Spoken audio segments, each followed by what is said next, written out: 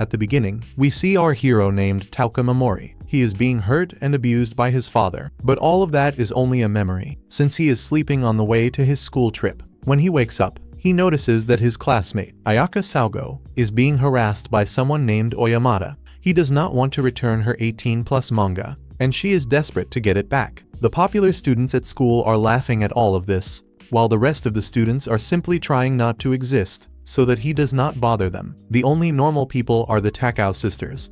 They simply prefer to keep admiring the scenery, since it is much better than watching a guy harass another person. In addition, there is the foolish teacher named Sakurogi. Instead of stopping what is happening, he is lying there snoring peacefully and carelessly. Our hero Momori, upon noticing that no one helps her, considers perhaps lending a hand, but he knows he will not accomplish much, since they consider themselves useless. Ayaka asks for her book again, but he says he will only return it if she goes on a date with him. While she continues resisting, Momori gathers courage and mentions that he needs to return Ayaka's book, but Oyamata mocks him, saying that he is a nobody, and that this is not the time for him to rebel. But when Momori and Ayaka no longer know what to do, Takuto orders him to return the book, and warns him not to get involved with her anymore. Oyamata ends up accepting, but afterward he keeps mocking poor Momori just to ridicule him. However, Takuto never mocks him, since Momori is not even slightly interesting. So if Oyamata wants to mock Momori, he can do it alone. Oyamata hands the book to Ayaka, and after a while, sits behind Yasuo. He begins kicking his seat, mocking him for being the least favored in all of Class C. But finally that miserable teacher named Sakuragi decides to intervene, and warns him to stop bothering him, since he might attempt to take his own life. And if he truly wishes to do so, he hopes he does it when he is no longer his tutor. Momori, upon hearing this, feels ashamed, since he is the only one who has tried to take his own life, and wonders whether it was because of the dream he had. At that moment, the students on the bus suddenly begin to be teleported to Alien. Upon arriving, they do not understand anything, but the goddess explains to them that they were summoned, and are the only hope against the great demon empire. Since 200 years ago the previous heroes defeated evil, but after a long time without being summoned, the demon empire has begun to rise again. While addressing them, she asks them to lend their power as chosen heroes to defend her world. But as expected, they still do not understand anything, and begin to question whether all of that is truly real. The teacher orders everyone to remain silent, and to listen to what the goddess has to say. Momori notices the objects in the place, along with the soldiers wielding swords and spears. In addition to the striking goddess who has golden eyes, he pinches himself to make sure that none of this is truly a dream. Meanwhile, Takuto summarizes the entire situation and asks what would happen if they refuse to help. She informs them that they simply will not be able to return to their world, since the reverse summoning ritual requires the essence of the Demon King, and there are only two ways to obtain it. The first, obviously, is extracting it directly from the heart of the Demon King himself, and the other is through his pendant. And this last alternative would only be possible if they defeated the Demon King. Oyamata simply ignores everything. He comments that her problems are not his concern. Then the goddess kneels before them, pleading for them to save her world. Ayaka then asks how they are supposed to save them, since they are simple ordinary human beings without any kind of power. But the goddess replies that they should not worry, since even though they are normal humans, in that world they possess powers. Oyamata continues not believing that any of this is real. But then the goddess shows the types of monsters that exist in that world. Right after the wolf devours a prisoner, the goddess Vicious summons the sacred flame, destroying it completely. The rest of the students begin to grow frightened and accept that they are now in a different world. Later, the goddess takes them to the crystal sphere to discover what their new abilities are. Several students pass with slight talent, but nothing out of the ordinary, until Oyamata's turn arrives and a strong red light begins to radiate from the sphere. The goddess rejoices upon seeing that he is someone very strong, and he begins to boast and wants to become the hero of the story. Typical, is it not? But when Takuto's turn arrives, he shatters the sphere with an absurd amount of power. However, since he does not understand anything, he asks whether that is something good. The goddess Vicious replies that he is an S-class hero, and quite special. Now it is Yaka's turn, and the goddess is impressed to see that there are now two S-rank classes on the same day. Then it is the Takao sisters' turn. One of them obtains an A rank classification,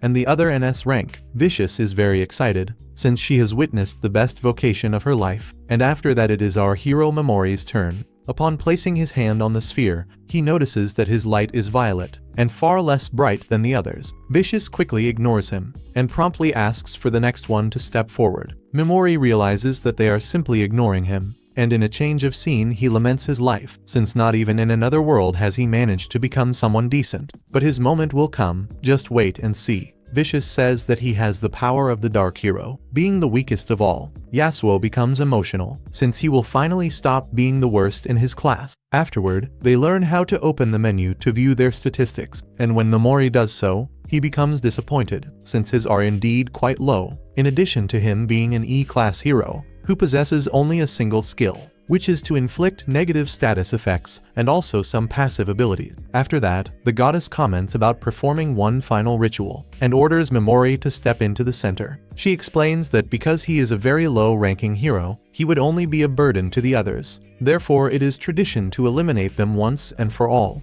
But she cannot do that in front of the other heroes, since that could cause trauma and division among them. She decides to give him an opportunity by transporting him to one of the ruins, and if he survived and reached the surface, he would prove that he would not be a burden to the others, and in that way, she would grant him the right to live freely. Memori grows somewhat uneasy upon realizing that the goddess is acting normally. He asks her whether those ruins are very dangerous, and she replies that she does not know, since she has not entered. But she has sent many criminals and low-level heroes, and none has ever returned. Poor Memori, there will be nothing left of him. She mentions that the place is called the Ruin of the Rejected, and Memori quickly comments that he has a skill, which is to inflict negative status on others. With it, he can simply poison, paralyze, and do that sort of thing to people. She then informs him that those skills are not useful in that world, and only work on low-level monsters, with a very short duration of effect. In a cruel manner, she summarizes that he is merely useless, with a single useless skill,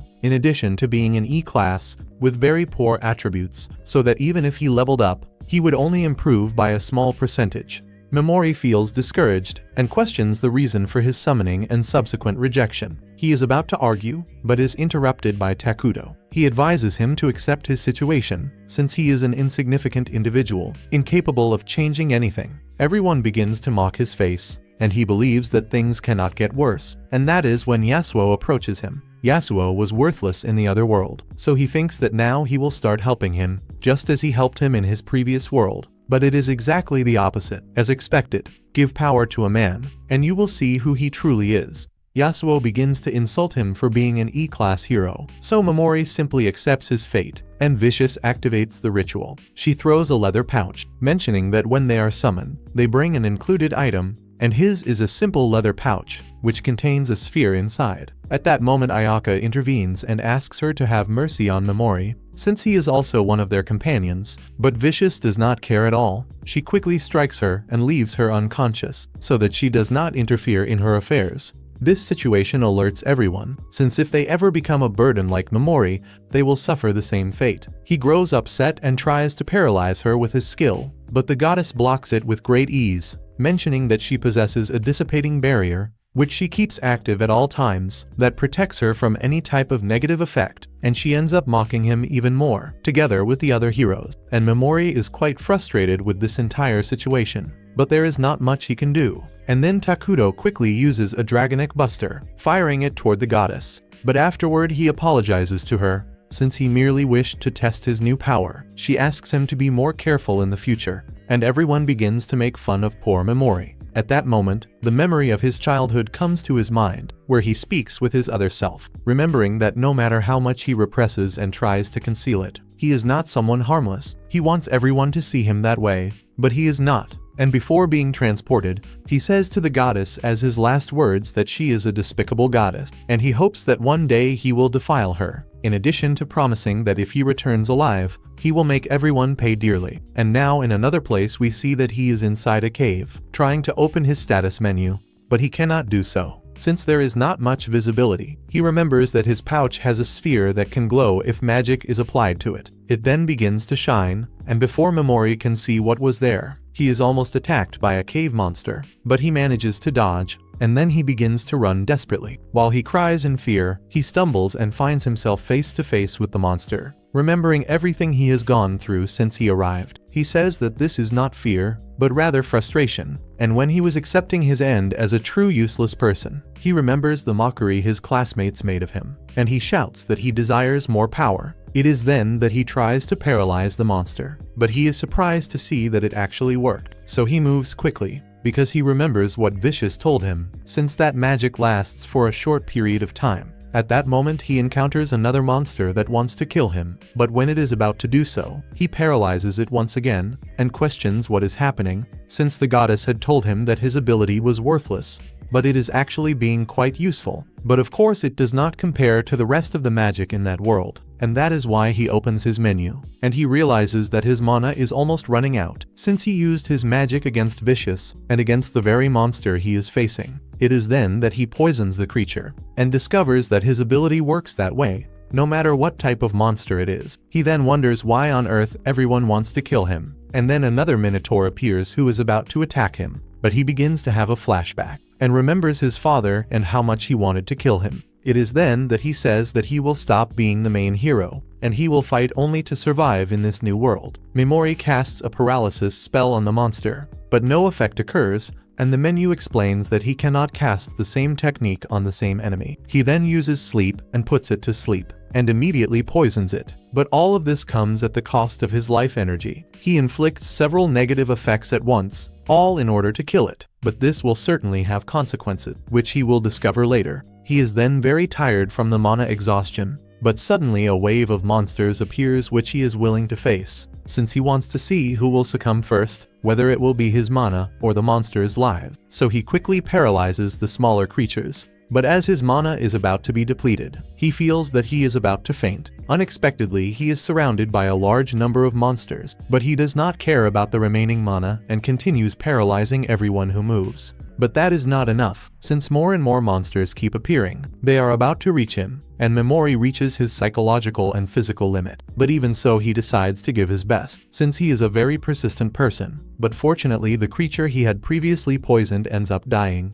and immediately he gains a large number of levels, greatly increasing his mana, so that he can continue paralyzing the creatures. He observes the creature lying there dead and realizes that he leveled up after it died. He is very happy that he can continue fighting. While he continues paralyzing the creatures, his skills level up, and he hopes that he can learn new techniques. But for now, he does not need to think much about that, since his priority is to leave that cave, although he quickly discovers that he can target multiple enemies at the same time. He then strikes all of them and paralyzes them. He remembers that his technique does not work on Vicious, but so far with the monsters his success rate is 100%. Then he poisons them and leaves them there to die. And he opens his menu to discover that now he is simply at level 258, in addition to the fact that now his adjustment values multiply by his level. Noticing that he began with fairly good mana, but now he has an enormous amount of mana, and this is crucial at this moment, since he only has one skill and it uses mana, so he needs plenty of it. Memori sits down and the monsters begin to die one after another,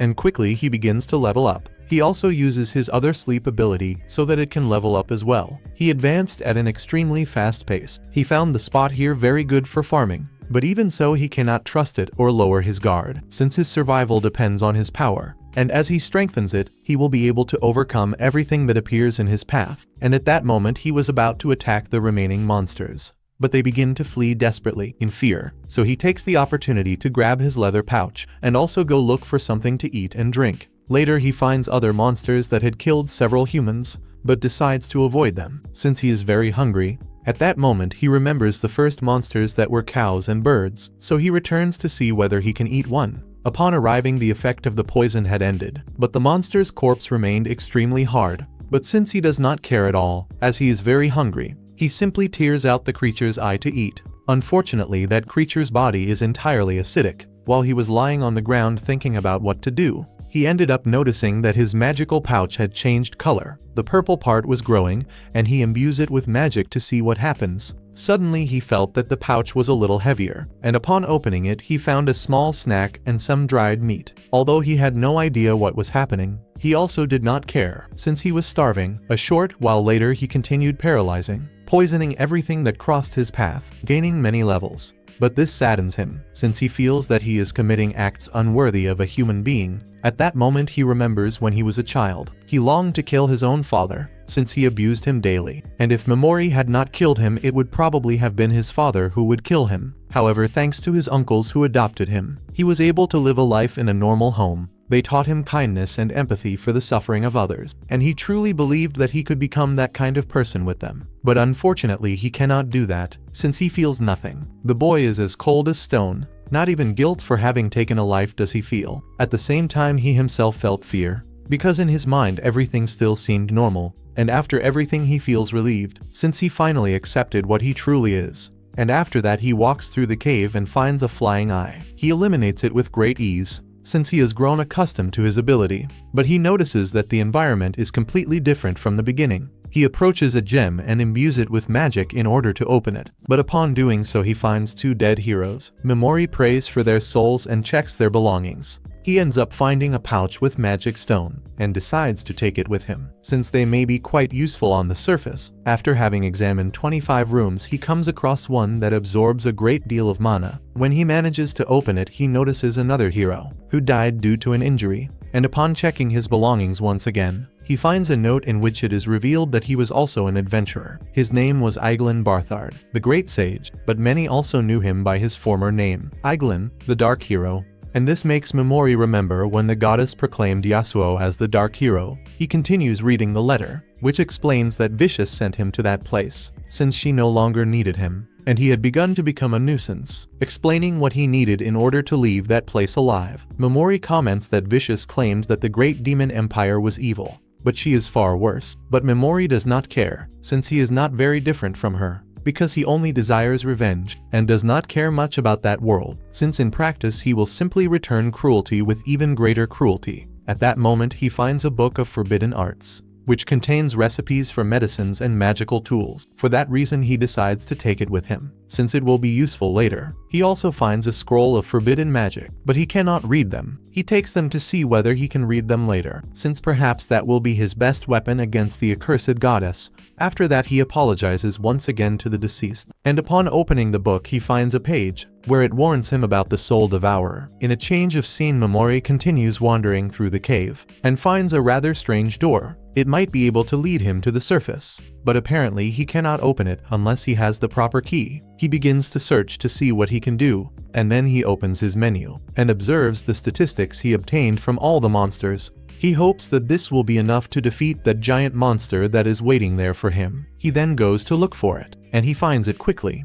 But instead of him attacking, he is the one who is attacked, realizing that it has no weak point, and he needs the gem on its forehead in order to escape. But killing it will be very complicated, since to activate his ability to inflict a negative effect, it is necessary to cast the skill and say it out loud, while he desperately thinks about retreating or advancing. The cave begins to collapse because of the Soul Eater. It can manipulate it at its own will, and at that moment, it begins to move and search for Memori, while it spits a type of acid. This ends up creating monsters, although they are actually reincarnations of how the other heroes died. It then destroys the wall and begins to chase Memori, while the copies of the heroes are about to attack him, but he paralyzes them all. Yet he does not wish to poison them. After all, they were still human, and he cannot allow himself to harm another person. The Soul Eater enjoys watching them suffer, and vomits even more copies of the heroes. They approach Memori to terrify him, but what it did not expect is that Memori was merely pretending, since he was simply waiting for the exact moment, taking advantage of the fact that the monster showed great amusement at watching him suffer. He planned to pretend to be horrified so that it would be distracted long enough for him to paralyze it. This man is clever, and when he paralyzes the creature, Memori begins to laugh in its face. He mocks it for having fallen so easily into that trick, because the monster became overconfident, and he is an excellent actor, since he spent many years pretending to be normal. All those years he tried to conceal what he truly was, a person with bloodlust who was willing to fight anyone. He then approaches the Soul Eater, informing it that the simple humans it wished to dispose of were the ones who defeated it. But the Soul Eater was eager to kill him, so it tries to move. But Memori realizes that when a paralyzed target moves, it takes additional damage. But to be certain, he poisons it again. His skill increases in level, and when the Soul Eater finally dies, the souls trapped inside it begin to flourish once more. They thank our hero for having destroyed that cursed monster that kept them imprisoned. And lastly, a soul named Elin asks him to please destroy the goddess. and as she disappears, Memori comments that although he is not obligated to fulfill that mission, he thinks he will do it because he wants Vicious to pay for everything she has done. He then removes the sphere from the Soul Eater and manages to open the door, and it leads him to the surface, and he bids farewell to the cave and finally manages to see the light of day once again. On the other side, we see a giant wolf fleeing in terror from Oyamada, while he pursues it in great irritation.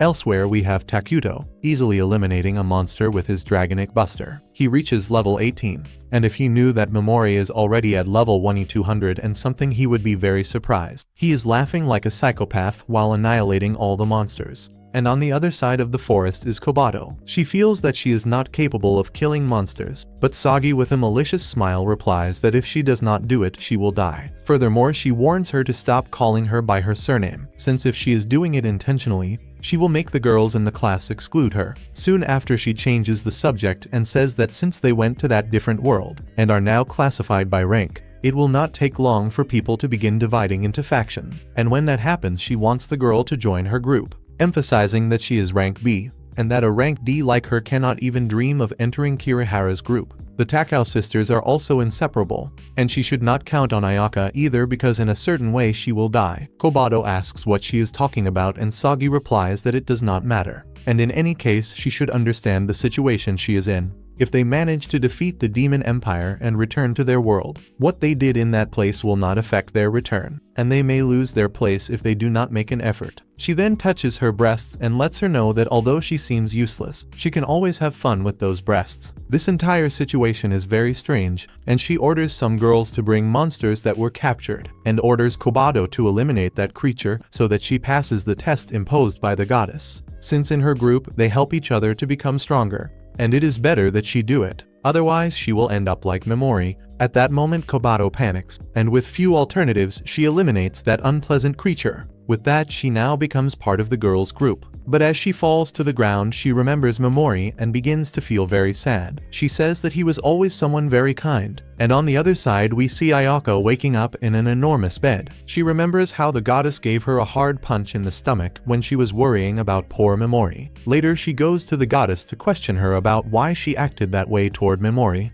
But this goddess is sly. She starts crying and saying she did not want to do it, but that this ritual is part of the kingdom's policy, and according to her, she could not interfere. But this is not the time to lament, since she has been asleep for a long time, and now she must prove whether she is capable of killing a monster or not. Given that some heroes were not even able to cause any damage, she is already aware of how everything works, and those who cannot fulfill their duty as heroes must leave, since that is the kingdom's policy. But she is bothered and says she does not agree with her way of acting. Yet Vicious only sneers at her, and replies that in the world there are as many opinions as there are people of all kinds, and as a goddess she is quite tolerant in accepting that different points of view exist, but even so she must dispose of those who have no value and expel them. Ayaka asks if she perhaps values the many S-rank heroes, proposing that she will fulfill her role as a hero as long as the students who failed the test are not discarded. Vicious replies that this is a very good proposal, and also worthy of an S-class hero.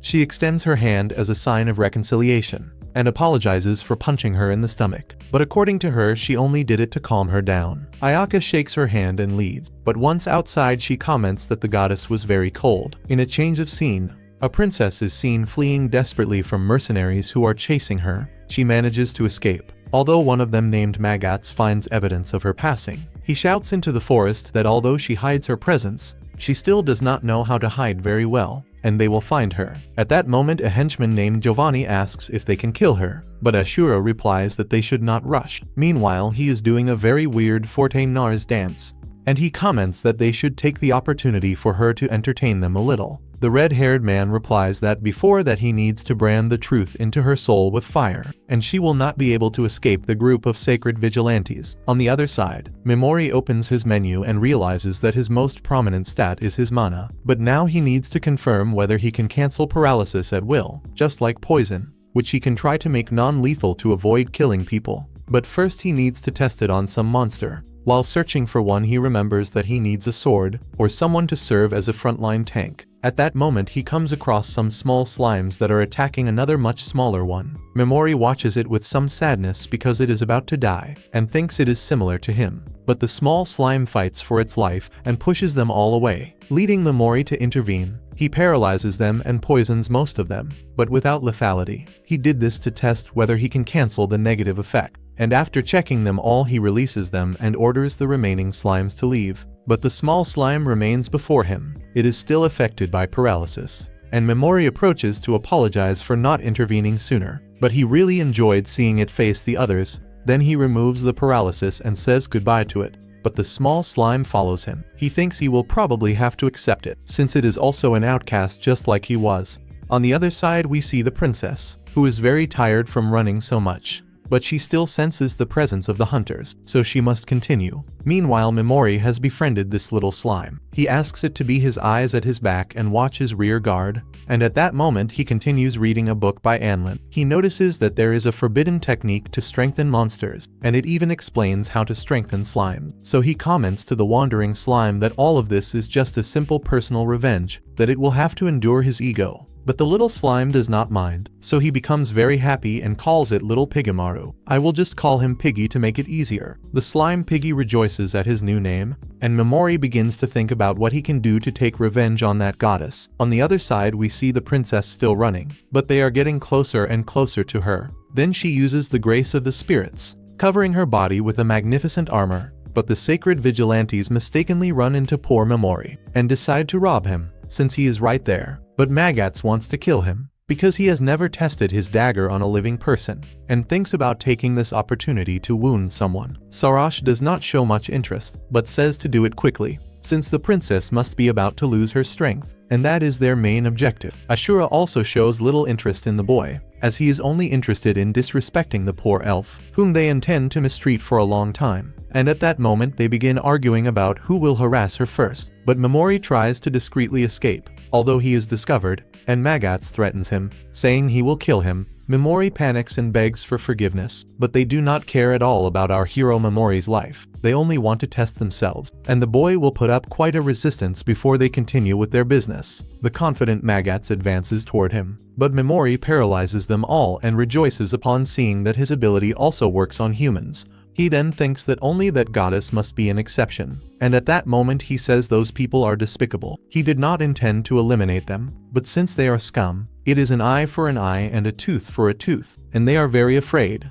But before they can do anything, they are already dying from the poison. After that Memori begins checking their belongings, but realizes there is another person nearby. Meanwhile, the princess no longer senses the hunter's presence, but she feels something far worse. Although it is not as strong as the hunters, it is something much more disturbing, so much so that even the spirits fear it. She quickly notices the presence and attacks, but it was little Piggy being torn apart. While Memori takes the opportunity to paralyze her, he says he only wishes to talk. Besides, her bloodlust and will to fight caught his attention. He leaves her paralyzed as a precaution, because he does not know who she is, so for safety he steps back. She asks what he wants and what he did to the others. He informs her that he killed everyone, but that he is lost and does not know what place this is, so he hopes she can help him. She wonders whether he truly acted alone, or if he has some ally nearby. And Memori says he has only one ally, but for now does not wish to reveal their identity. She thanks him for the information and decides to trust him. After all, she does not sense falsehood in his words. Besides, she is also his benefactor in a way, since he helped her by killing those men who were chasing her.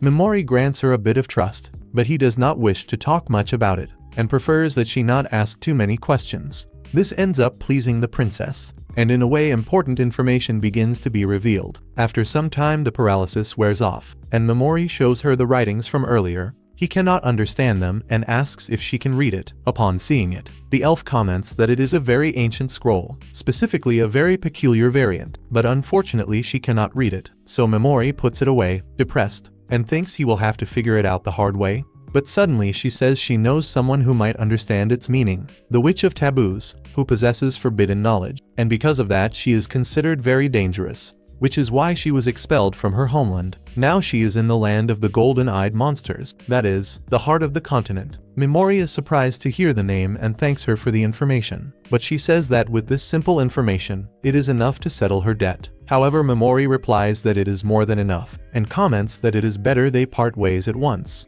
while thinking that this young woman is very sincere and reminds him a lot of his aunt, who was a wonderful person, so they decide to go their separate ways. and he informs her that in a few minutes she will be free to move completely. As he advances, he asks Piggy to protect him, since he does not fully trust her, and once she is free, he does not know what she might do. Piggy agrees, and Memori continues advancing toward his revenge. It is then that we truly confirm that this young woman is indeed a princess from a devastated land, and on a poster her name is revealed, Sarah Zestrin. Soon after, we see Memori arriving at the provincial city of Mills. Upon reaching the gate, a guard asks whether he is a mercenary, since a marquis of the city wishes to send as many mercenaries as possible to the ruins. Memori, clever as he is, immediately pretends to be one, and says he is heading to the ruins. After being allowed to pass, Memori rejoices that everything is going extremely well. He goes to an inn to rest for a few hours, but he notices that the owner is looking at him in a very strange way, somewhat malicious. He thinks it must be because he looks a bit shabby, so he comments to the owner that he had a very long journey and did not have time to wash his clothes. He offers a silver coin so that he can find a pair of new clothes and some place where he can wash the ones he already owns. This puts the owner in an excellent mood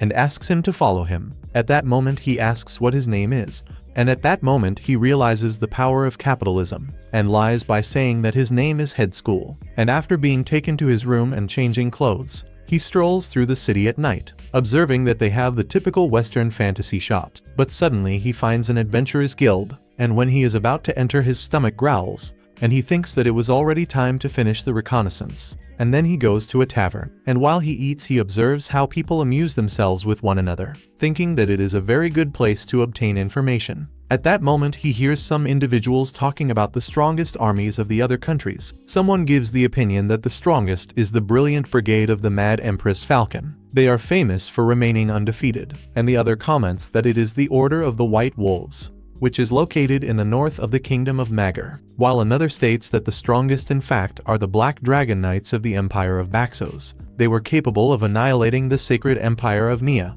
and their 5 dragons are so powerful that they could rival an entire army, besides them having the strongest human and the assassin hero. And Memori is there just gathering all the possible information. And then he goes to his room. While he feeds his little pygmer, he considers that he must first prioritize the search for someone who can read the Forbidden Scroll, since if he manages to decipher it, he will also have in hand the Monster Enhancer, and will be able to improve the pygmer. But in order to create it, it is necessary to possess the bone of the Skeleton King. And at that moment he remembers the previous conversation of those who were talking about a new floor that they discovered in the ruins, and how the power of the plot is incredible. The Skeleton King is in that place. And on the following day, Memori is in a meeting, where Marquis Lidero, the Wise One, informs him that recently they discovered a new floor in the ruins of Mills. Those who manage to explore and obtain the Chalice of the Dragon's Eye, which is located in those ruins, will be rewarded with 300 gold coins.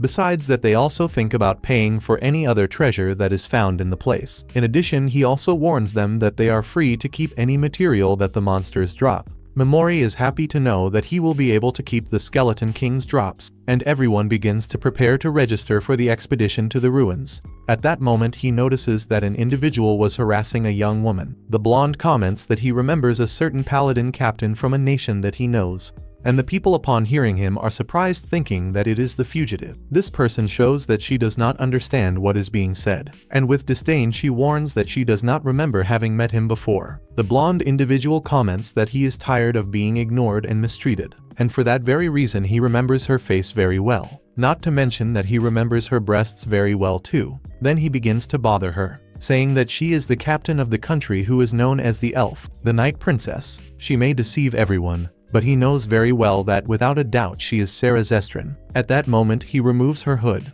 while saying that he himself revealed the identity of the Night Princess. At that moment Memori observes and realizes that it is the same woman who was in the forest. But the elf ends up collapsing upon discovering that the young woman in reality is a human, and not an elf. She says that she is not any Night Princess. Her name is Mitz Balukas, so he should stop bothering her. The people begin to criticize him for making such a spectacle and ending up being mistaken. Then the onion head runs away quickly, promising that he will take revenge on that person. Memori ends up enlisting, but before entering the ruins he needs to buy some weapons. However, while he walks he finds the Night Princess. She asks if he went there because of the Marquis's request. Memori answers that it was because of something like that. Then he changes the subject quickly, advising her to be careful in the future, since the blonde from before was very irritated, and he does not know what he might do to recover his pride. The blonde replies that she has nothing to worry about, because she frequently encounters people like him, and it is easier to deal with someone like that,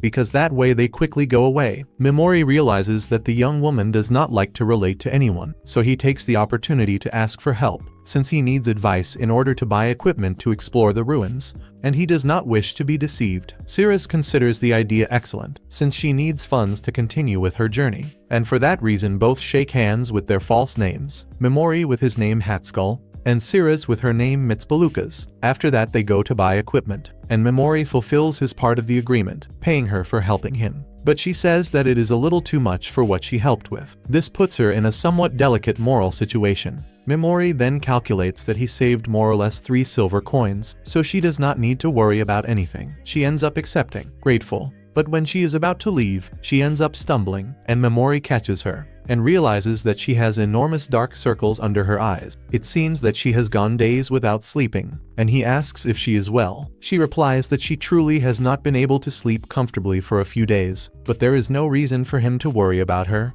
and ends up walking away. Memori does not understand anything that is happening, but in any case he needs to explore the ruins. Upon arriving there, he meets some adventurers who are fleeing from a demon ox, but when Memori encounters it, he realizes that it is only a small version of the Minotaur from the ruins of the Rejected. He then paralyzes the creature and poisons it quickly, and stabs it with his dagger that he bought at the blacksmith. The individuals who had fled earlier sought assistance, but upon discovering that it had already died, Memori disappears from the place, and they are surprised to see that it died with a single dagger strike. Memori opens his menu to see his statistics, thinking that that type of monster does not represent a great threat to him, and since they cannot even give him much experience, he decides to advance quickly to find what he is looking for. On his way he hears some bandits talking. Among them is that blonde onion head from before. He talks about wanting to take revenge on that so-called Mitzvah Lucas. He will make her regret humiliating him in front of all the people. Then he orders the bandits to eliminate her quickly, although if she begs for her life and repents for what she did, then he hopes that they will do it very slowly, since no one can humiliate him and live to tell the story. While he is there ranting, he guarantees that he will not rest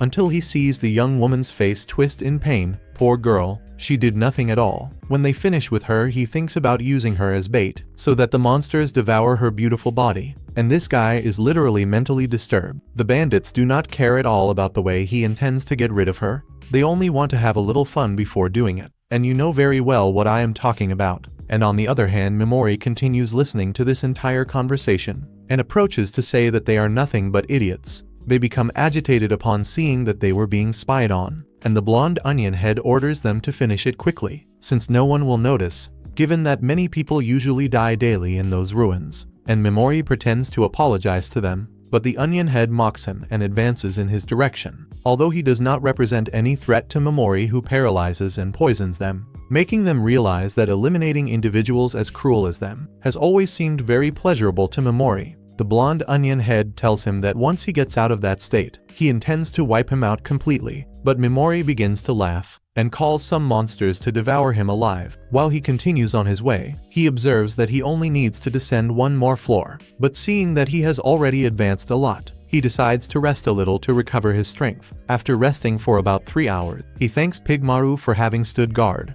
and upon leaving the room he encounters a group of saber-toothed tigers. The sub-captain named Rose comments that the monsters are dying in a very strange manner, and the strange part of all this is that they do not know how they are being defeated. They only know that they end up very pale, and at that moment Captain Lily, who has a very striking figure by the way, informs that both weak and strong are succumbing equally, including on the 14th floor, where they were the first to arrive. And as the leader of the group, she worries about her life. Her companions think about abandoning the mission, asking Memori if he wishes to return with them. But Memori thanks them for the offer, but refuses, and they are about to leave. And while he advances, he knows that it is his ability they are talking about, and if more mercenaries flee from the place, it is much better for him. At that moment he finds a door, and upon opening it he discovers the chalice of the dragon's eye. But before taking it he observes the statue that guards it, and he knows that anyone accustomed to fantasy would predict what is going to happen. So he quickly uses his paralysis and poisons the statue,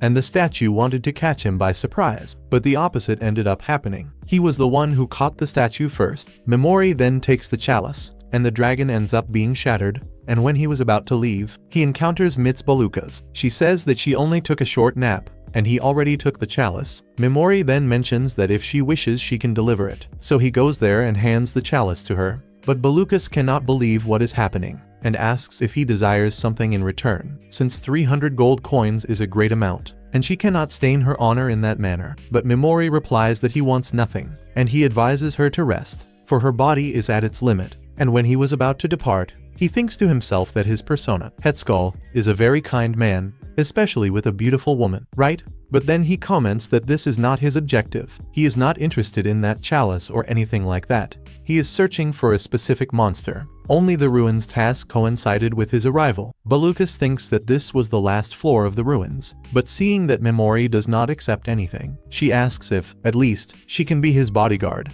promising that she will not be a burden to him. Memori observes and ends up being convinced, but he tells her to avoid asking too many questions, that he does not want to reveal his true objectives, since they will only be bodyguard and client, besides that he does not plan to return to the surface, at least not for now, and if she wishes to return alone, he will not take responsibility for anything. Balukas accepts his conditions and is glad to be able to repay the favor, and for that reason she promises that she will protect him, even if it costs her life. On the way, she faces a plant monster and ends up defeating it easily. While Memori congratulates her and asks about the golden-eyed monsters, she replies that they are the ones that grant experience and are the ideal prey for the heroes from the other world, so that they can level up quickly, since they do not gain experience by killing people and only do so by killing monsters. At that moment, Memori understands why those watchers from before could not give any type of experience to him. And then he asks what these golden-eyed monsters are. She answers that normal monsters can relate to humans,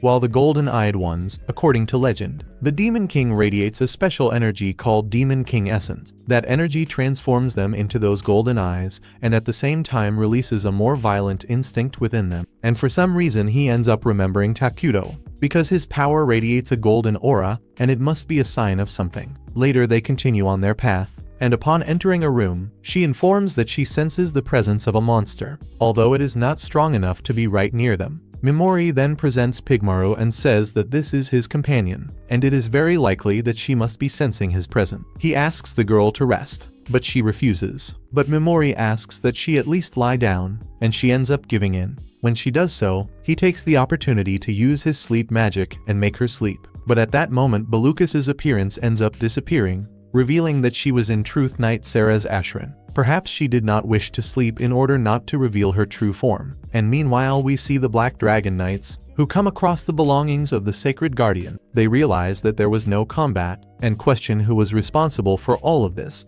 Civic Garland, the most powerful human, thinks that perhaps it was Sarah's Ashran, with her blessings of the spirit. He is desperate to find her and amuse himself for a long time. And returning to Sarah's, she awakens frightened, camouflaging her true appearance and wondering how long she remained asleep, since the contract with Memori is still in effect. And at that moment she quickly realizes that he was sleeping at her side. He rises with his friend Pigmaru and asks if she slept well. After that, they are about to leave the cave, but the Skeleton King appears before them. He is very eager to eliminate them, and he seems to be well above common monsters. But Sarah's mentions that by breaking the silver piece upon his jaw, they will be able to defeat him, since that is his weak point. But this monster is so strong that it is possible that not even the saber-toothed tigers could defeat him in battle, much less an ordinary soldier. At that moment, Memori realizes that the Skeleton King considers Sarah as the primary threat, and does not turn his attention to him. And for that reason he asks Saraz how they plan to attack. She replies that she will ask a favor from him,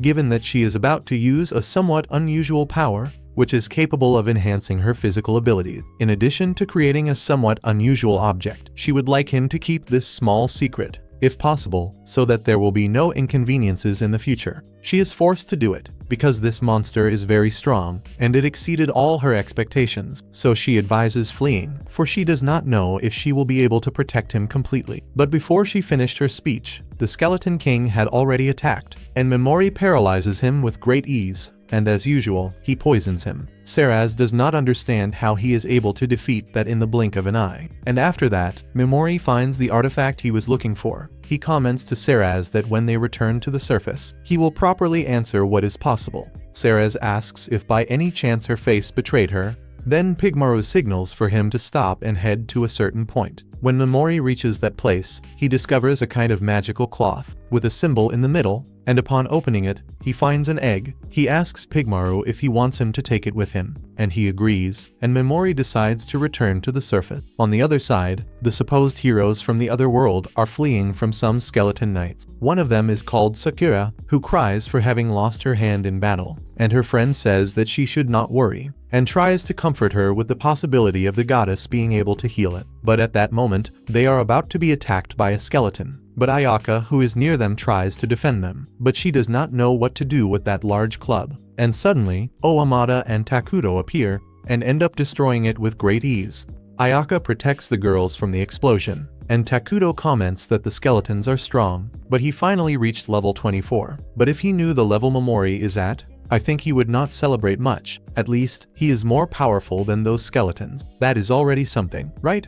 In another scene, we see Mitz delivering the chalice of the dragon's eye, while Memori only tries to slip away. But Mitz finds him, and informs that on the following day they will hold a ceremony to deliver his reward, so he has to look for an inn in order to rest. Memori replies that he wishes to speak alone with her, and they can meet in her room number 8. He accepts, and when he is about to leave, Mitz, or rather Seraz, stops him, and thanks him once again for having given the chalice of the dragon's eye to her. Later at night, little Pigmaru is eating, while Memori crafts the monster enhancer to test it on Pigmaru. Meanwhile, the girl arrives at his room at the agreed time, and after that, he mentions that he wishes to hire her as his bodyguard, and although perhaps the chalice is enough to complete her journey, a little extra money would not hurt. He comments that he is going in search of the Witch of Taboos, in the land of the golden-eyed monster, and given that he is going to a very dangerous place, he will feel much more at ease if he has with him a great swordswoman like her, protecting his back, just as she did in the ruins of Myos,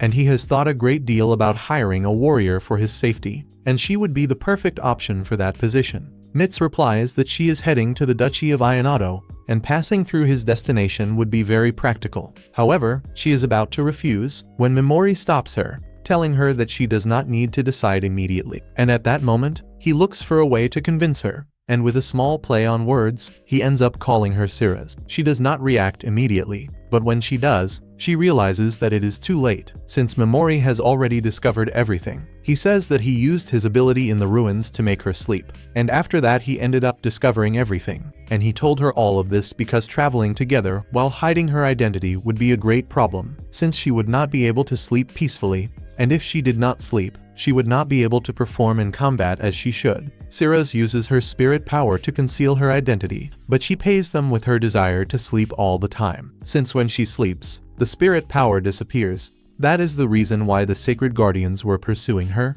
for they caught her off guard and managed to observe her appearance. But since those individuals are no longer present, her journey will be much more comfortable. Memori then reveals his true name, letting her know that he also trusts her, but asks her not to reveal that information to anyone else, just as he also does not intend to reveal hers.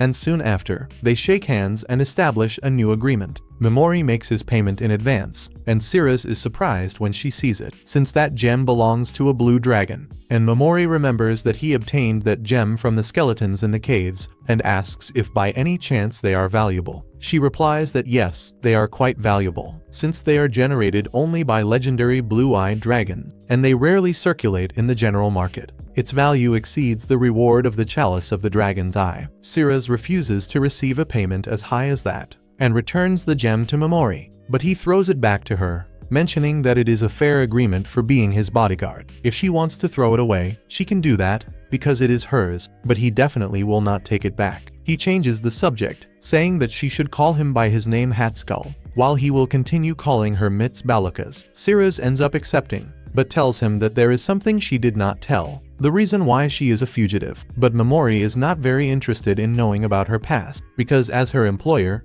he only wants her to be in good condition to protect him, and that is all. And after that, Ceres is seen taking a bath, thinking that she should have done that before meeting Memori, because she is a little unpleasantly scented. At that moment, she lies down thinking about him, believing that he is a very good person, just as he did with the princess. On the following day, they are seen eating, and some people beside them criticize her, saying that she is a person of bad reputation. And while the people are talking a great deal of nonsense, Memori comments that she should not care about such things, and asks if she knows forbidden magic. She replies that yes, and that they are usually very powerful and ancient spells, which Vicious prohibited during her mandate. At that moment, Memori realizes two things. One is somewhat irrelevant, for it concerns Ceres touching her chest while she is speaking, and the other is that Vicious may have prohibited those spells, because they are highly dangerous to her. Memori thanks Ceres, and she ends up feeling embarrassed, upon realizing that it is the first time someone has sincerely thanked her.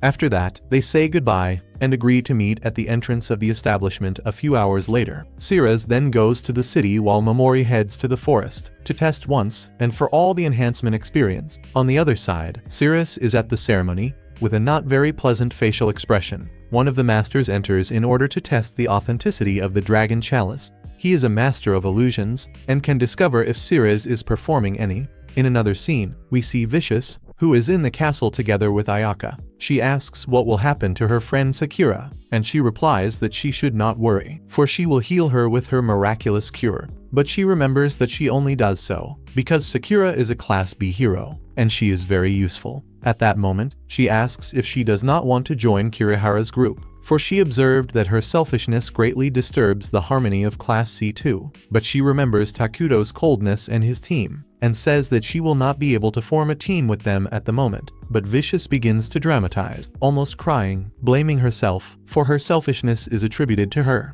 since apparently she did not educate her properly from the beginning. And Ayaka asks her to stop, assuring that she will fulfill her duty as a class's heroine. Vicious immediately rejoices, and orders her to train the candidates who did not pass the test, since if someone strong like her trains them, perhaps they can become as strong as 100 men, but otherwise, she will have to dismiss them. She grants her request reluctantly, and when she is about to leave, Vicious reminds her that from now on, it will be her responsibility for everything that happens, and after her departure, Vicious watches her, thinking that little Ayaka is a despicable person. And on the other side we see Memori, still waiting for Ceres. He finds it very strange that she did not arrive punctually as always, for he knows that she is a very responsible person. So he begins to worry. He walks along, thinking about what might have happened to her, since if she had wished to abandon him, she would have refused from the beginning. While he is immersed in his thoughts, he hears two adventurers talking about a woman of the chalice of the dragon's eye, who in fact was the fugitive about whom they spoke so much, and in her desperation she ended up fleeing to the dark forest.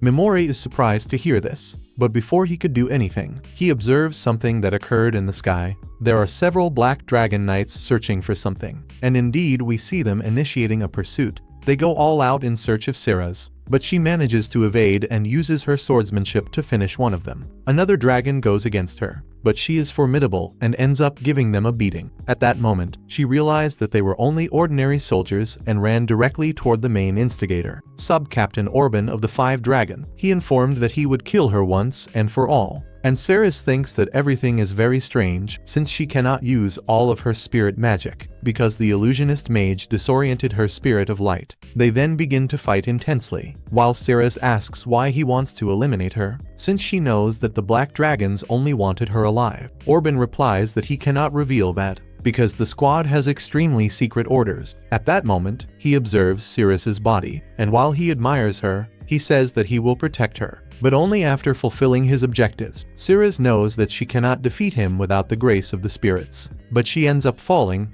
and he throws himself on top of her. But before he can do anything to her, the fierce Memori arrives and paralyzes him. After that, he poisons him, both him and the dragon. While Ceres asks what the hell he is doing there, Memori replies that he went looking for her, since he spent hours waiting for her at the inn's door, and she did not show up. But before he can even finish speaking, the sub-captain falls asleep. Since Memori cannot allow other people to hear what he has to say, Ceres warns him that she cannot go with him, because otherwise, he will also be hunted by the Black Dragon Knights. So she tries to return the payment and cancel the bodyguard contract. But Memori replies that that would be troublesome. He then throws a pouch to Ceres, and she asks what it is. Memori answers that once she opens it, she will be able to understand, and upon opening that pouch, she is surprised to see the amount of blue crystals, making Ceres realize that it would be very inconvenient for him to find another bodyguard. And before she can respond, Memori asks her to remove her clothes,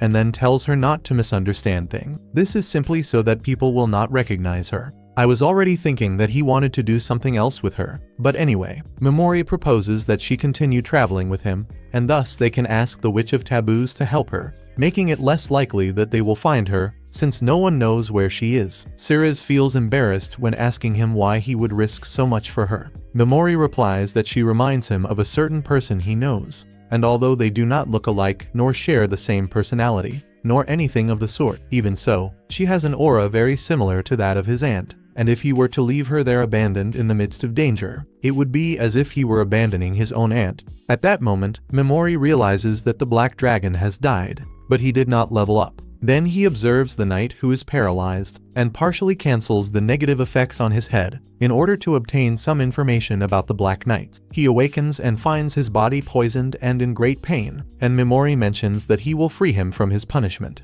if he answers a few questions. Quickly, Ceres asks him who is the person who wants to assassinate her, and as he slightly opens his eyes, he desperately asks what happened to his comrades, and Memori smiles, replying that he killed them all on the way. The knight screams, saying that it is impossible, since a young man like him could not face them, unless he used some kind of dirty trick, like a hack. At that moment he shouts that he will never escape unharmed, now that he has angered the Black Dragon Knights. While he guarantees that he will kill him as soon as he frees himself, he looks at Ceres and tells her that when he gets out of there he will capture her, and will turn her into a personal toy for all the knights forever. Ceres does not care at all, and only asks him to finally reveal who wants to assassinate her. He ends up yielding, because he wants to see how she will react. Being the loyal knight of the Holy Kingdom, he very much wants to see her face after this discovery, but when he was about to speak, he is left in terrible condition, and Memori and Ceres are shocked. Upon seeing that it is Civet, he descends with the rest of his knights, while Memori is startled to discover that his presence detection which he developed in the dungeon was completely useless against Civet. At that moment he remembers the rumors he heard about Civet being the strongest man of humanity. On the other side, in the southern part of the kingdom, is located the Holy King of Orthola. He rises desperately from his nightmare, while he finds himself worried about Ceres, since although she left the castle before the Dragon Knights reached the capital, it was still dangerous for her to continue fleeing alone. Ceres was advised by his daughter Catilar, who told her to flee as far as possible, since she was not capable of containing the invasion of the kingdom. Vicious's demands were many, so instead of demolishing the Holy Kingdom and reducing the citizens to ashes, Orthola allowed Bacchus to take possession of his country, instead of handing Ceres over, letting her escape. And although he knows that he made the correct decisions, the price to be paid was also very high. Certainly, half of the kingdom of Nia now belongs to the Black Dragon Knights, and Ceres is also not with him. Although he can only think about her and her beauty, he laments not having her in his arms, since he is desperate for her to be his so that he can return to Nia, and he becomes disturbed while imagining her. And knowing that that would be the last time he would see her, he should have embraced her, even against her will, since now he can only think of her being captured and becoming the possession of other men, and his heart refuses to allow that. He would rather that she died than belong to another. He is absurdly obsessed with her.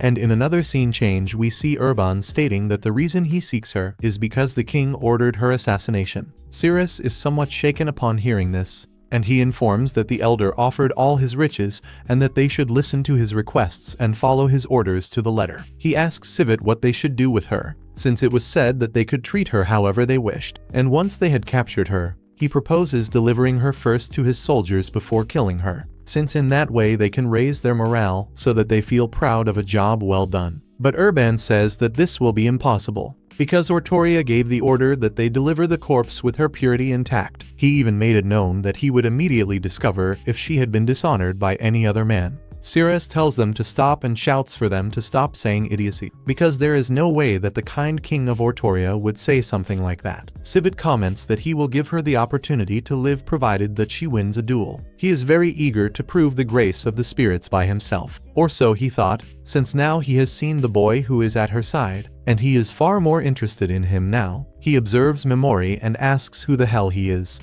He is somewhat uneasy, because this individual is the strongest man of humanity, and in comparison to the Soul Devourer, he is far stronger, but he remembers that he did not survive until now thanks to his strength, but rather thanks to his intelligence, and for that reason he introduces himself as Headskull. He asks if they can talk for a moment, but Civet realizes that he is hiding his true identity. He is far too calm to be standing before the 5 great dragons, probably waiting for the exact moment to attack him, and if he makes a false move or trusts too much, he may end up being killed, and thus his plan is discovered. But he still continues improvising, deducing that Civet is certainly searching for an enemy who will satisfy him. So he proposes that he fight the powerful goddess Vicious, but he replies that he has good relations with her. But the real reason for not fighting her is because he eagerly awaits the heroes she brought from another world. Civet comments that he has completely lost interest in Sirius and mentions that he will simply cut off her head and take it to Princess Caitlin,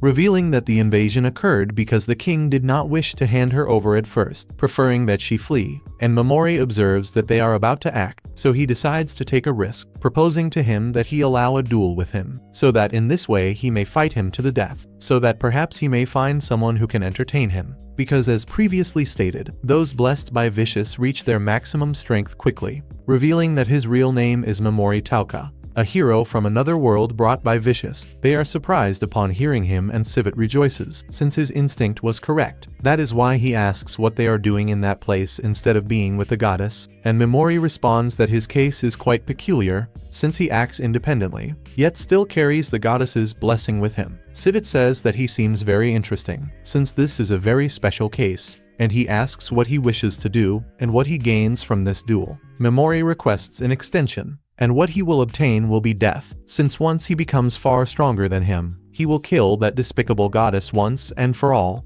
Of course, he does not say this aloud, he only thinks it, and Civet mocks him and accepts his proposal, mentioning that he will wait a little longer so that they may settle accounts. But even so he must still assassinate Sirius, and Memori responds that he cannot allow that, because he needs her strength to achieve his objective. He also thinks of using her to become far stronger, and Civet laughs heartily, since he had not been excited about anything for a long time. So he agrees to let her live, so that he may become far stronger. But Orban tries to tell him that he must assassinate her at that moment, because otherwise she will manage to escape. But Civet tells him that everything is fine, since he can kill her after the duel with Memori, and if he does not shut up once and for all, he will kill her there as well. At that moment he gives the order that no one of the king is to touch them. Meanwhile he informs Memori that he will eagerly await the day when they meet once again. Memori is extremely pleased, since he managed to gain a little more time. He succeeds in making Civet trust him. Upon turning his back, he takes the opportunity to try to paralyze him, causing Civet to realize that he made a great mistake. Our hero here is cunning, so he paralyzes everyone, and they fall to the ground. He says that it is very regrettable that everything ends like this, but he cannot wait that long to complete his revenge. Besides, the world is not a novel meant to entertain, and being such a great threat, he must eliminate them now. Civet manages to stand up, cursing him several times for having betrayed him, while Memori poisons them, realizing that Civet is quite resilient, and he does not carry the nickname of strongest in the world for nothing. This is the second person who manages to force himself to move while being paralyzed, but this is also a death move, since moving while paralyzed basically causes absurd additional damage. Civet even tries to strike him with his spear, but ends up falling once again. At that moment, some marks appear on Memori's face, and upon looking at the sky, he notices another squadron of knights about to attack them. Memori advises Sirius to flee, if that is what she wishes, but he will remain there to watch them all die, although she replies that she will accompany him until the end, since she is his bodyguard, and in return she will accept those blue dragon gems. Civet orders the team to finish everyone quickly, and Memori prepares himself with a monster enhancer, enhancing Pigmaru and causing him to stretch in order to reach his enemy, and while being connected to Pigmaru, it is as if they were a part of him, and in that way he manages to paralyze them as well and poison them all. By finishing them one by one, he obtains new abilities, such as Berserk, which causes a person to become completely violent and want to attack everyone, but together with Paralysis, this is the perfect combo to finish off any enemy. He also acquires the Darkness ability, which has the capacity to completely blind his enemy. He shows no compassion whatsoever for them, since these scoundrels were intending to disrespect poor Ceres, so he will enjoy his time with them. One after another, they begin to die quickly, while Memori continues leveling up. When all of them are lifeless, Memori deactivates his enhancer, and immobilizes that scoundrel Civet once again. Memori's ability is absurd, since he can paralyze and kill anything. It is insane. He acknowledges that Civet is quite impressive, since after so long he is still alive. He takes the opportunity to reveal that he does not wish to become any kind of hero. He only desires to complete his revenge and put an end to Vicious.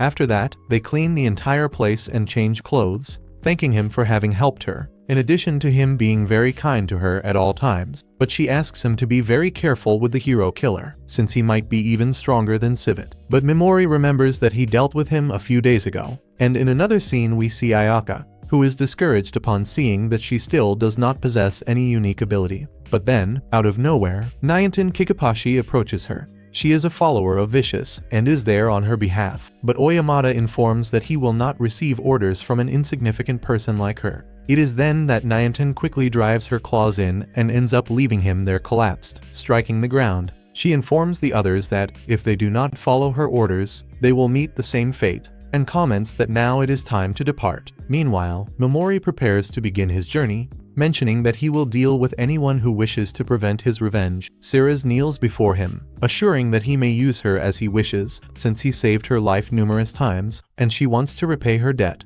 And Memori approaches and comments that it is he who should repay his debt to her, and, sooner or later, he promises to reward her. And on the other side, we see Nyanten, who is licking Vicious's feet, while she thanks her, very satisfied for watching over her beloved heroes. On the other side, we see the kingdom's guards, who find a necklace from the ruins of the Rejected. The other guards ask whether they should inform their superiors about it, but the mustached man says that the best course is to place in the report that there is nothing new. After all, there is nothing strange either, assuring them that it is impossible for anyone to have come out alive from those ruins. On the other side, Memori is strolling through the streets and arrives at a mask shop, where the merchant receives him, and the first thing Memori picks up is the mask of the Lord of the Flies. The merchant informs him that this is the nickname given to the Demon King, who once fortified the island of demons and fought against invaders. He kept doing that for more than 100 years, and it is a legend about the deeds of the demons and the emergence of the roots of evil. However, for some reason, the story of the Lord of the Flies is very popular in the city. Although the entire army is dead, the manner in which they died makes it very appealing, so much so that the subordinates of the Lord of the Flies are famous. Memori looks at himself in the mirror, thinking about the so esteemed goddess, and can only swear that sooner or later he will confront her, and she should not underestimate human tenacity, since he sold his soul in order to reach where he is. Already in the White Citadel of the protection of the Kingdom of Magna, several people are gathered conversing in the Hall of Wolves. The White Wolf King of Magna, named Ganosha Sigmas, comments that it is impossible that the dragon warriors and all their units were annihilated from one hour to the next, since although he wished to believe that the strongest man of humanity had perished, he is still concerned about who the hell could have done this. It is then that the king of monster slayers of Usus, called Jin Huan, responds that he personally identified the corpses, and they are already investigating who was responsible for everything. Sigmas asks whether the kingdom of Alien has anything to report, and then the king of Alien, called Yusuf, grants the floor to Vicious, and she mentions that the Dragon Knights were desperately pursuing Ceres Ashwin, and then Queen Dionato, called Alma, asks whether they have any idea where they were headed. Yusuf comments that he does not know, but judging by the blood-stained remnants of clothing, it seems that Ceres was gravely wounded, since they may have injured each other mutually, and Vicious recalls the Black Dragon Knights, that they were crucial against the Great Demon Empire, and having lost them is a great blow to the Holy Alliance, since now the heroes from the other world will have much more prominence in the whole matter. And at that moment Falcon sarcastically comments that there is nothing to worry about, since whenever evil lurks, alien prospers. Vicious asks what he is implying, and he responds that it simply seems very strange that all countries are forced to depend on alien for war. She replies that there is nothing she can do about it, since all the souls of that world are cursed by the power of the Demon King. Therefore, they cannot unleash their full potential. But at that moment, Falcon comments about the legend of the Godslayer, and she asks whether he is well, since he is bringing all of this up out of nowhere.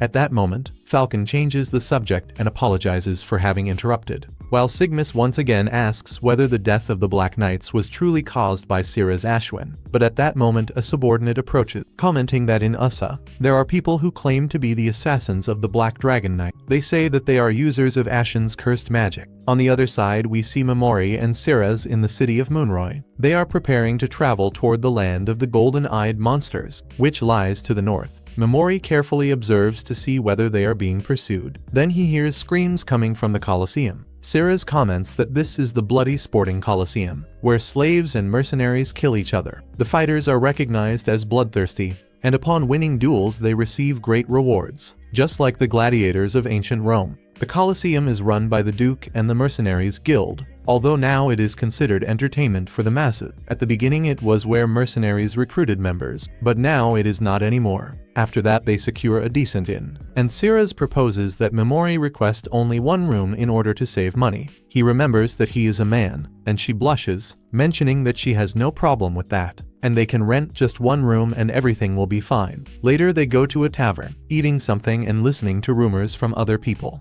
Momori hears that Sirez was responsible for killing the 5 dragons, but that she also died in the battle. At that moment she chokes upon hearing that, and Momori offers some water so that she may calm down. Although the individuals deny that it was Sirez who killed the dragons, they believe that in fact they were assassinated by Ashens, who are the users of cursed magic they were speaking about earlier. Momori pays much closer attention, and Sirez comments that she has heard of them. These are the people who worship the god of curses. But when she was about to continue speaking, she is interrupted. Since hooded men enter, they proclaim themselves the guardians of Ashwin. They boast of being the saviors of Ulsa, and they request some beers and food, and Momori observes them, thinking that they do not seem to be a great threat, and that it would be very good for them if they assumed responsibility for having finished off the dragon. But at that moment he once again hears the individuals talking, and they mention that there could be several people capable of killing the Black Dragon Knights, such as the Dragon Slayer himself, the Leopard of the Colosseum, and even the Witch of Taboos, although the latter has not been seen for more than a decade, and it is very unlikely that it was her.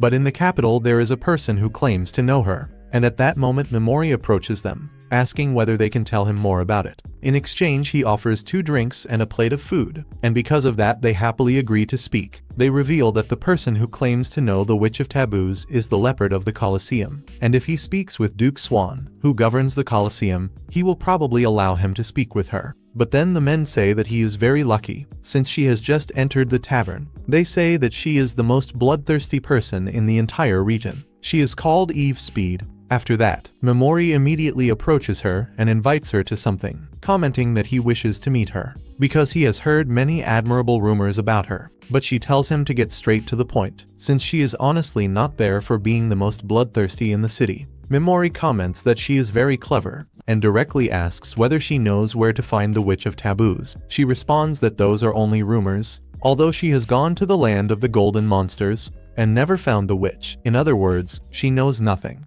At that moment, Sirez's ear emits a strange glow, and Eve Speed asks Momori why he is looking for her. He lies, saying that he wishes to meet her, because he always dreamed of being a scholar. He would love to hire someone and visit that witch, but she warns him that that is not a place one can go to and return alive. Although she does not wish to be impolite, she also believes that he would not last even 3 days in there. Momori thanks her for the concern, but she comments that she is doing him a favor, since he is someone very young, and he should appreciate his life a little more. But that is somewhat ironic, since it is a person like her who lives in the Colosseum who is saying that to him. She quickly walks away, and Momori does the same, and Sirez comments that Eve was lying, but he already knew, since she denied it too quickly and implied that yes, she knows where she is. Later, they arrive at the inn, and Momori remembers that he did not bring anything to eat for little Pigmaru, so he takes out his magic bag and gives him some bread, and Ceres watches curiously, and Memori shares a little with Ceres. She is delighted and asks Memori what that food is, whether it is from his world, but soon after she realizes that she is very close to him and apologizes.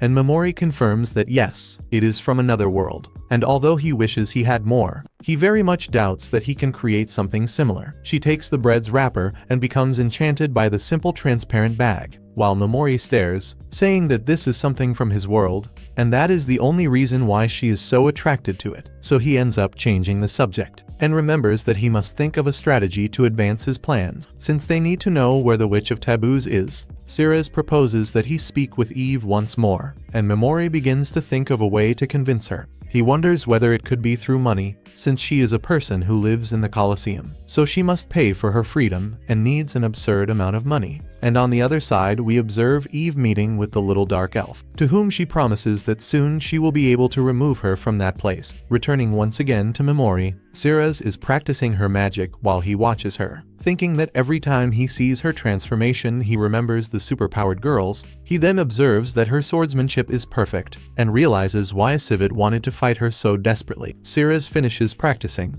and Memori asks whether she knows any tricks for hand-to-hand combat, since she only relies on her abilities, and that could be very useful in the future. Ceres understands, and tells him that the first step would be to teach him a tactic to immobilize the opponent, although afterward she feels embarrassed because when she was a captain, she used to train novices, and that ends up causing nostalgia in her. At that moment, she tells him to throw himself toward her, although shortly after she reflects and thinks that she said something somewhat vulgar, but she says that she was not referring to that, but rather that he should defeat her. Memori replies that he knows and advances toward her, attempting to strike her, but Ceres dodges and simply immobilizes his arm, yet she realizes that she was somewhat rough and moves away from him, apologizing. He says that she does not need to be so formal, since he does not mind that, and it is best that they train at once.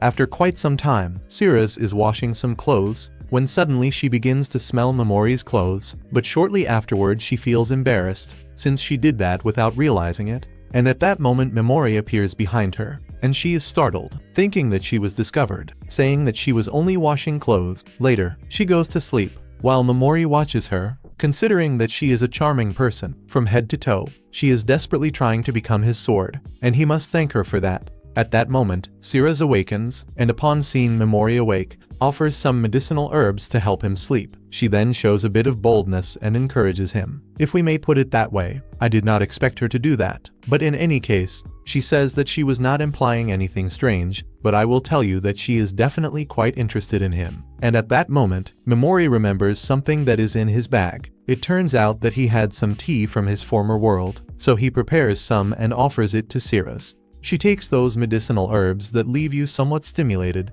and places a little in each cup. But in hers, she pours almost the entire powder. I believe she is doing all of this on purpose. I am not so sure, but she seems to want something with Memori. She informs that she will drink it to remedy her mistake, and while they drink the tea, she comments that it is very delicious. But suddenly, Ceres freezes because she accidentally confused the herb. She apologizes to Memori, and he informs her that it is not a problem. He will simply try to read a little, but in truth, his heart begins to beat very fast, and he cannot calm down. Ceres takes the opportunity and asks whether she can do something for him. But I do not believe that this was an accident. It was all premeditated by her. Memori, in a respectful manner, says that it is better that she go to sleep. And at that moment, Ceres asks whether he is managing to resist the temptation. Memori replies that for now he is managing, since his priority is his revenge, and he says that because of that, he cannot see anything else other than revenge. But when he concludes his objective, he will be able to do other things. But until then, he is cursed. Ceres then kneels before him, informing that she will do what is within her power to free him from that curse. And on the following day, we see Memori in the Colosseum. While Ceres was seeking more information about Eve's spirit, he ends up discovering that she used to be a slave who was sold to the Colosseum, since leopard men were scarce,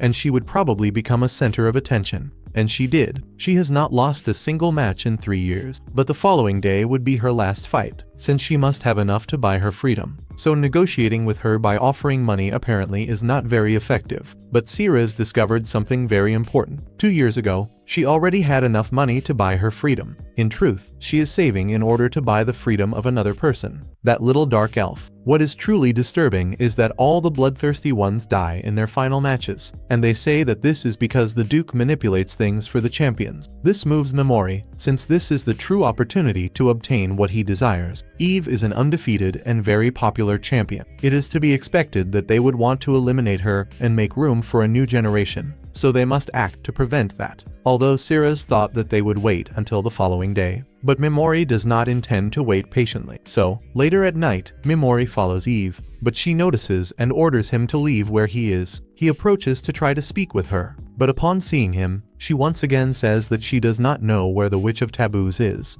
Although Memori tells her directly to stop lying, since he knows that she owes something to the witch, but she denies it. But at that moment Ceres appears and states that it is another lie. Memori goes straight to the point and asks her to stop the lies, and she prepares to defend herself. But Memori tells her that he only wishes to save her, revealing that the Duke who commands the spectacle wishes to see her die in her final match, and they want to save her, because only in that way will she be able to provide the information they seek. He asks why they do not simply kidnap the girl, although Eve becomes irritated and warns him not to touch her. Memori knows her situation and knows that she has been fighting for the past 2 years to free the girl, but she cannot flee from the fight that awaits her, since if she does not follow the rules to obtain her liberation, the Duke will begin to pursue them. The Colosseum Guild will place a bounty on them, and the mercenaries from across the continent will pursue them. She would flee if she were alone, but she cannot expose the little girl to experience all of this. But Memori knows where they can hide, since she knows where the Witch of Taboos resides and could request refuge. But Eve says that this is practically impossible, since no one can reach the heart of the land of the golden-eyed monsters. Memori notices that she speaks with great certainty,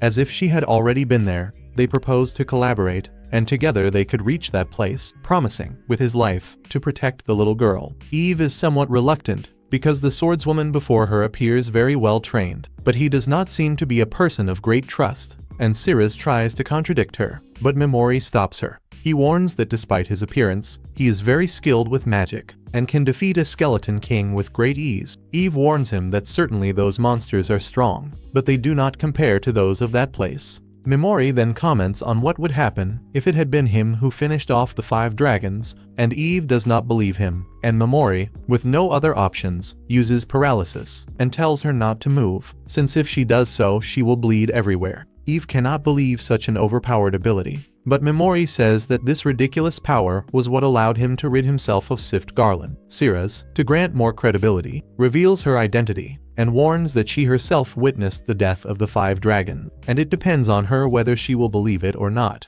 And Memori releases her, warning that he did this only so that she would see that he was serious. Eve ends up believing them, but still not enough, since she cannot flee from her match, so she will not go to the land of the golden monsters, and that will not change anything. Furthermore, she believes she can obtain her freedom by herself, and win as the Bloodstained, since that is her only path. She cannot trust them, because she cannot trust someone she has just met. She prefers to trust the Colosseum, which she knows very well. But Memori comments that if she truly manages to emerge victorious, does she believe that the Duke will fulfill his promise, since from what they say, that man is merely another wretch, so it is quite difficult to believe that he would release her just like that. But Eve remains reluctant, and Memori questions the reason why she insists on trusting the Colosseum. He asks whether perhaps she merely wishes to convince herself. He is aware that he was impolite, and sincerely hopes that she can win her match, which is why she decides to depart. She was informed that they will leave the city in the morning, waiting at the bridge, in case she decides to change her mind. As they move forward, Ceres apologizes for having revealed her identity without consulting him beforehand, but Memori thanks her, since that made their story more convincing. At that moment, they observe those men in front of the tavern cursing a house, since its inhabitants defied their lord, and they continue to proclaim themselves the saviors of Ursa. The group continues on their way, while Ceres feels somewhat bothered by the insolence of those individuals. Memori thinks that perhaps those people truly believe that it was they who finished off the 5 dragons, but at that moment they observe how they are trying to take a young woman by force. under the pretext that she was chosen, and that it will be an honor to accompany them. But Memori intervenes, using the berserk spell and darkness so that they kill one another. Then he proceeds on his way, and upon arriving at the bridge, Ceres asks whether it will be possible for Eve to obtain her freedom and be able to live in peace. But Memori doubts it, since that Duke is a person of questionable character, and she will not be able to live in peace while he remains alive. As long as Eve is a good person, in the end there will not be a happy ending. Not until someone like him nullifies the poison that already corrodes from within. She is then in her room, thinking that she fulfilled her obligations excellently with the Duke, and believes that he will appreciate her work, and will be merciful. But she cannot sleep, and needs to confirm whether the Duke will truly keep his word. So she heads toward his office. But along the way, she hears him speaking with another person, and discovers that he truly plans to dispose of her by making her paralyzed before the match, and in that way they will have the winner flay her and use her skin as a cloak. That is brutal. The other individual asks whether they will free the girl out of compassion, but the Duke warns that he will keep her for himself, since for now she is merely a child, but in a few years she will become a beautiful young woman, and he intends to train her in private, if we may put it that way, and once he grows tired of her, he will sell her. And upon hearing that, Eve becomes enraged and decides to go in search of the little girl. But at that moment she bumps into someone who tells her to go and watch her match, and an hour later Eve arrives at the bridge, and Memori mentions that he did not expect to see her so soon. Eve informs him that she needs to rescue the little one, and in that way she will say where the witch is, but she has her conditions, and he ends up accepting, and they mobilize to rescue the child. On the other side, we observe that she is cleaning the tables, while being treated rudely by a person who supervises her. The wretch beside her comments that she is already of age to do adult things. But the lady stops him, because someone very important desires her for himself, but he continues to mistreat her, while the little girl holds back her tears on the floor. At that moment Eve enters the tavern, and informs the old woman that she will take the girl, and will punish her for what she did. She throws herself to the ground, lamenting and crying, asking for forgiveness, and explaining that she mistreated her in that manner by the Duke's orders, and had no other option. Eve decides to forgive her, and informs Liz that she will take her on a difficult journey with her. Liz replies that she will follow her to the end of the world, and Eve tells the old woman to inform anyone who looks for her that she departed to the south, to search for Elizabeth after she disappeared, and if she does that, she will forgive her. The elderly lady accepts and thanks her for her compassion, and then she asks Liz for forgiveness for having done all of that to her, lamenting for having hurt the girl. But at that moment Memori interrupts and tells them to move forward, while he takes care of some matters. Upon doing so, he approaches the elderly lady and informs her that she might have deceived Eve because she is a good person, but he managed to see through her pathetic performance and is not convinced. The elderly lady laughs and informs him that they are finished, since that repugnant creature will not allow him to escape from the Duke. Memori understood upon seeing the girl's reaction, and it is very pleasurable to vent one's anger on others, but it is hell for those who suffer it, and he will not tolerate that she continue with her life, since after she made the girl go through hell, he cannot allow her to remain living as if it were nothing. The old woman laughs and asks whether he will beg for mercy, but Memori corrects her and says that it is she who is lost. He paralyzes her, blinds her, and poisons her, and he says that he will make it appear as though she was robbed. The frightened woman says that if he does that he will go to hell, but Memori merely laughs and says that if he goes to hell that is fine. He only wishes to fulfill his objective, which is his revenge, and when he goes there he will find her and will make her suffer greatly there in hell as well. Later he reunites with the girls and apologizes for the delay, and Eve asks Liz to introduce herself. She introduces herself as Elizabeth, although she does not know her surname, and Memori introduces himself with his true name and reveals that Hatskull is merely a pseudonym. His companion is Ceres Zestrin, and Liz informs that she will do whatever is necessary to accompany her sister. Memori warns that they will go to a very dangerous place where they may lose their lives, but Liz does not care, for she only wishes to remain at her sister's side. Memori accepts, but at that moment Eve comments that she can sense a strange watery sound coming from him. Memori takes the opportunity to introduce his other companion, Pigmaru. He introduces both of them, and then they continue on their way. Eve then asks why he wishes to meet the Witch of Taboos, and Memori reveals that he possesses a scroll of forbidden magic, written in an ancient language, which only she could read. Furthermore, he does not intend to cause any harm, as long as she does not do any harm to him. so Eve comments that she is merely a woman, but wishes to place herself at his service. Memori asks the reason for the sudden change in trust, and Eve replies that trust is not something that is obtained merely by spending a long time with a person. That is something she had to learn in the worst way, and Memori smiles. And then the horses arrive, where Ceres asks whether they are certain about taking the little one with them, but Memori replies that he will protect them, whatever the cost, and they will definitely reach the Witch of Taboos. Ceres mentions that he is very kind, although Memori replies that she overestimates him, since he added her to his group for a selfish reason. Eve has previously been with the Witch of Taboos, in addition to having a connection with the little elf, and she would be a very great asset to him, since in that way the witch will look upon them favorably. But he is doing all of this for his own interest, and once they are far from the kingdom, they observe that they are already being pursued, and they question how they knew so quickly. Eve mentions that she encountered a man leaving the Colosseum, and he calls himself Muas.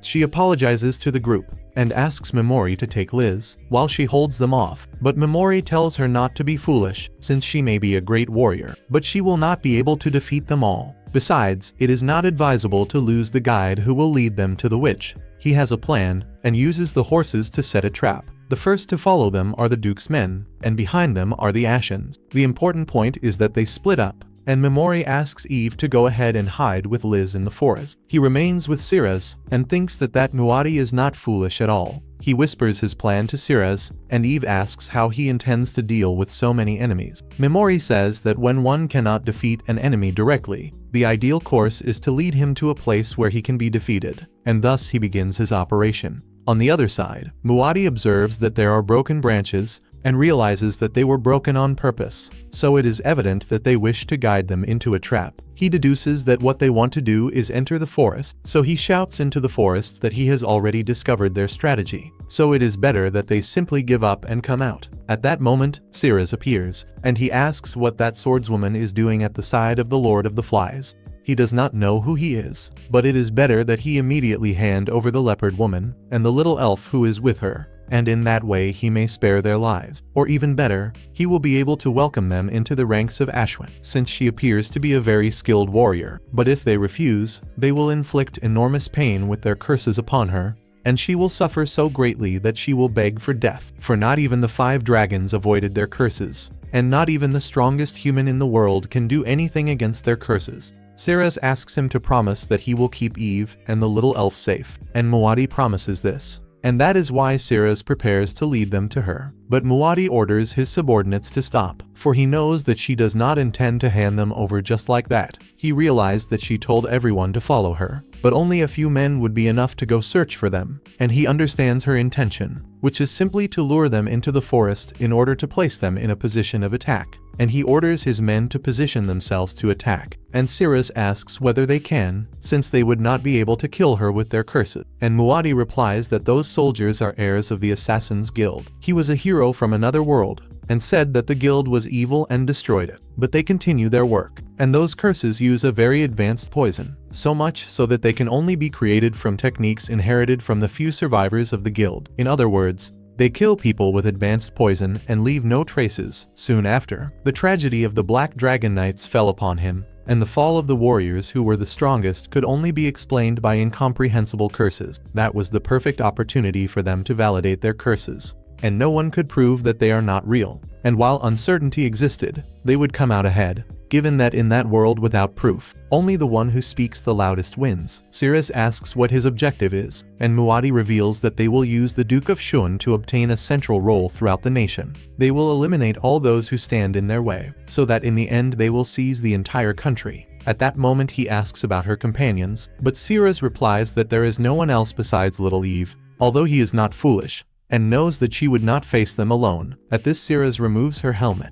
and reveals that she is the one who survived against the 5 dragons. Muad'Dib thinks that the wretched Lord of the Flies is in reality Ceres Ashwin, and asks whether it was only she who killed the 5 dragon, although he knows that this would be impossible, since she alone would never be capable of surpassing the strongest of humanity. And at that moment he calls a man, and informs that he would be the final rival of the leopard woman. His name is Belger, and the other who stands behind him is called Baragon, his older brother. Both are the strongest brothers of Ashen, and by coincidence of fate they had a younger brother, who incidentally was one of those who pursued her. and now she finds herself surrounded by his followers. And all of them are assassins experienced in concealment, and no matter how strong she may be, she will not be able to handle all of them, and he orders her to kneel, and Ceres without further delay ends up doing so. That psychopath comments that he will grant her the honor of being the one to bear his child, but at that moment Memori appears, and acts with his Pigmaru, blinding them all, and completely paralyzing them. Then he approaches, and warns them that they would never have imagined being attacked from that distance. Memori reveals that he finished off the other 15 soldiers, and then poisons him, and explains that he had already foreseen all of his movements. Mogai ends up dying because of the poison, and Ceres congratulates Memori for having done everything according to the plan. She asks him to quickly meet with Eve, and she moves away rapidly, and after that we observe that Memori watches them from afar, and asks Pigmaru to connect once again. But he becomes sad. Memori realizes that the little one suffers greatly each time he transforms, and at that moment Eve asks him to let her help. Memori agrees and asks Ceres to take care of Liz. The girls depart, and Eve uses her abilities in order to count how many soldiers there are in the first unit. She counts them all, and in a change of scene, she stops in front of them, and when they advance against her, they are paralyzed and poisoned by Memori. But in the rear the Duke appears. He shows himself very confident, and shouts that they will never be able to escape, and one of his men asks Eve to be cheerful, because they will use her head as a trophy, in addition to making clothes for little Nan with her skin, so that in that way they may be together forever. Memori tries to paralyze them all, but warns that he has reached the maximum targets achieved. He realizes that he can only paralyze up to 80 people, so he uses darkness to blind everyone. Eve takes advantage to attack, and in that way she deals with all the soldiers in her path. They begin to flee to save their lives, but Memori tells her not to let anyone escape, so the girl begins a bloodbath. While Memori blinds everyone, the Duke believes that he is at an advantage and orders all his soldiers to finish off the individual in the robe, since he is the Duke and will do whatever he wishes. While Memori thinks that he will not even need to use Berserk to drive the Duke mad, since he is already unstable. Eve thanks him, for although she is a knight, she thought that she was already tired of fighting, but battling with him in this manner restored the joy she had not felt in many years. She advances against all the remaining soldiers and begins a massacre. The Duke shows apprehension upon witnessing the severity of the battle. He informs that he will not forget this, for he does not intend to forgive them, and declares that he will end them in a very severe manner. But Memori simply paralyzes him and asks whether he is merely an idiot, and whether he truly thought that they would allow him to escape. It is then that with him paralyzed there, the leopard simply goes there and cuts off his head. Soon afterward we see a scene filled with corpses, and Memori asks Ceres to prepare Liz to depart. In addition, he also thanks her for having helped them, and she is practically the sub-captain of this group. And when he cannot do anything, he will leave everything in her hands. He asks whether everyone agrees, and they agree, while Ceres becomes emotional. Then Memori freezes the bodies and prepares to dispose of them. They used to claim that they defeated the 5 dragons, but now they will have the authorship forever. On the other side, they inform one of the kings that Ashwin has disappeared, and they only found the corpses of the Duke and his army. He becomes desperate, because his plan to use them as pawns was ruined. He does not know how to explain this to the goddess in case she becomes angry. He orders that they be found at any cost. Meanwhile, inside a cave the girls prepare themselves. Little Liz is very impressed upon seeing Ceres's beautiful body, and wonders whether someday she will grow as much as she has. Ceres becomes very embarrassed, and the little one says that that wretched old woman from before used to say that she would never grow, and that no one would treat her like a real woman. And Ceres asks her to forget all of that, since that woman is simply a bitter wretch, who is now dead. So from now on little Liz must remember the words of those whom she truly trusts. Ceres thinks that she has gained a younger sister, and a little later she falls asleep. Ceres informs Memori that she will keep watch and that he may rest, but he replies that he is wide awake and greatly doubts that he will be able to sleep. Ceres suggests that he rest his legs at least, although he replies that she must also be tired, and if she prefers it might be better for her to fall asleep on his lap. She wastes no time and lies down immediately, but shortly afterward she becomes embarrassed. But Memori says that this aroused his curiosity. He asks whether he may touch her elf ears. She gives her permission, and Memori begins to touch them. Ceres begins to react, and it would be better for Memori to stop with those pleasant games. At that point Ceres asks him whether by any chance he feels something special for Eve or for Liz, since he treats them with great kindness, just as he does with her. Although Memori replies that he does so for the same reason. Eve resembles his uncle more.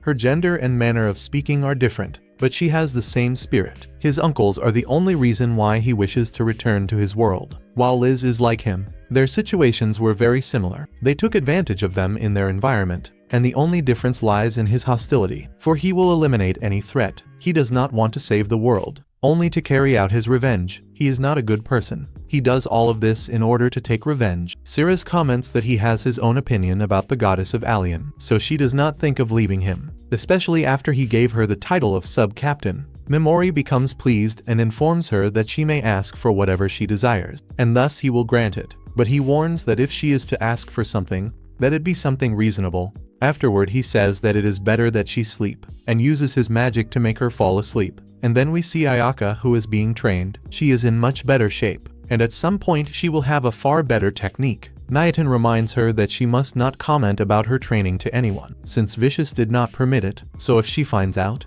there will be trouble. Ayaka asks why she accepted to train her, even knowing that Vicious did not want it, and she replies that she simply is reminded of her younger sister. In that world the strongest survives, and if you do not take care of yourself, you will suffer. And returning to the group that matters, they gave new clothes to Liz, and she is very happy, and thanks Memori greatly. At that moment Cirrus suggests that they give a name to their group, something by which they may identify themselves in the land of the monsters. She says a name, and it is Warriors of the Lord of the Flies, for thus was the army of the Lord of the Flies called. Everyone ends up liking the name very much, so they are officially named. The group continues their journey, finally arriving at the land of the golden-eyed monsters. At that moment Memori observes a tree, and Eve comments that this tree is corrupted, and in the past it was a sacred tree. She asks Memori to place magic in her right hand, and upon doing so, she activates a map, commenting that only the leaders of her tribe and their children inherited this emblem. The green point is their location,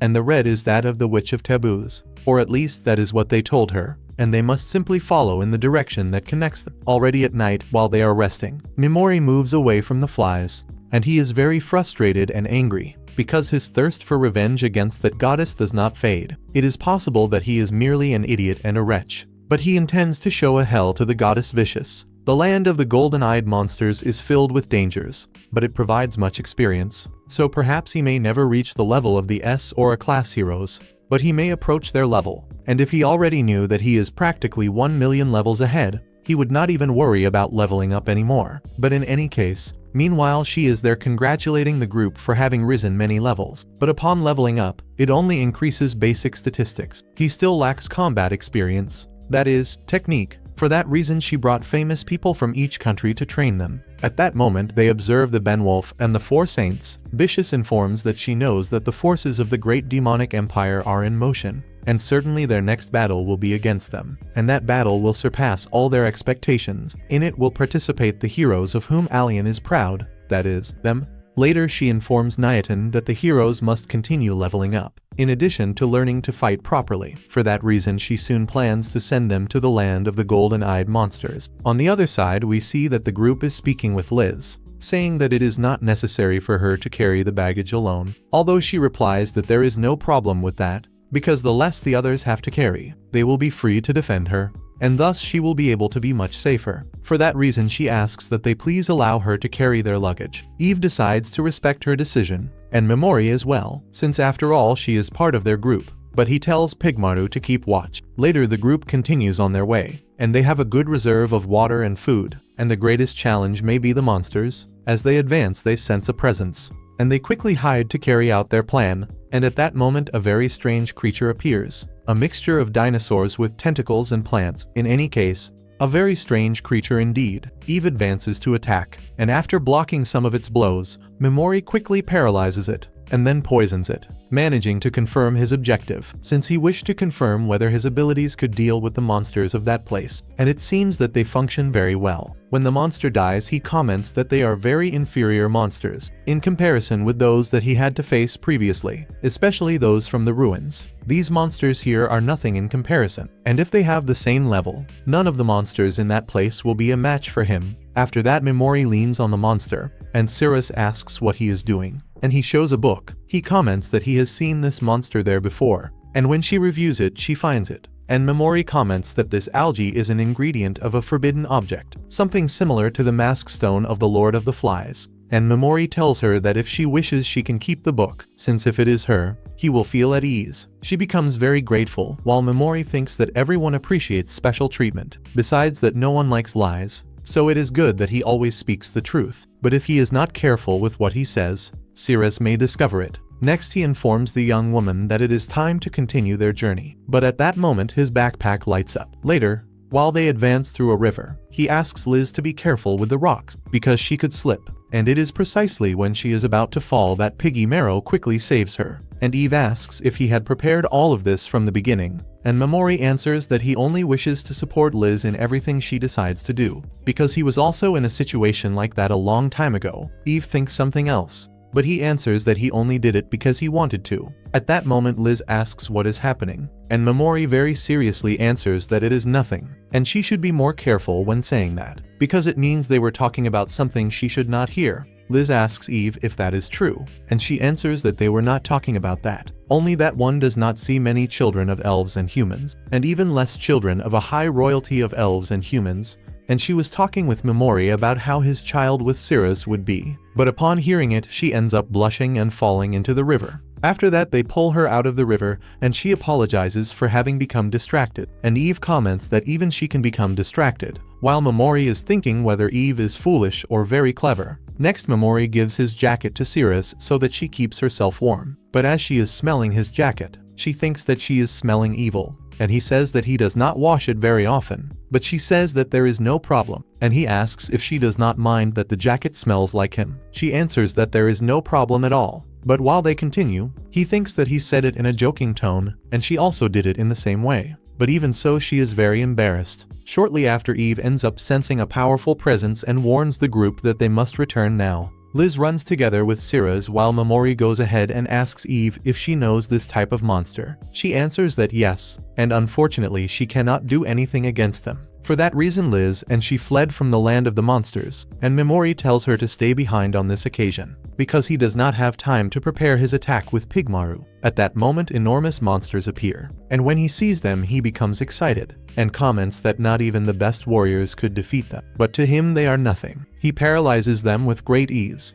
and then uses Berserk so that they kill themselves while they are paralyzed. They begin to bleed from all sides, and Memori manages to level up. Eve asks why he speaks about them as if he had seen them before, and Memori answers that they are naturals, and then tries to cut it in order to obtain the ingredient. But Eve thinks that he wants to eat the creature. However, Ceres informs her that he is only looking for the ingredient that appears in the forbidden arts of complete works, and it is an ingredient to enhance slimes like Pigmaru, so he will have to eat this unpleasant thing. He panics upon hearing it, and although Memori reassures him, since when he finishes the enhancer, he will not have that ugly appearance, or at least that is what he hopes. At that moment everyone begins to feel a strange presence, but they perceive it only for an instant. Ceres warns them that there is definitely someone nearby, but she cannot see him. Memori does not perceive any malice or hostility, although soon Pigmaru points to his backpack, and upon opening it, he notices the egg that is about to hatch. It ends up breaking, and from the egg emerges a little pony. Memori observes that it became very large after hatching, although Ceres comments that she knows several equine monsters, but she had never seen one like this. The pony approaches Memori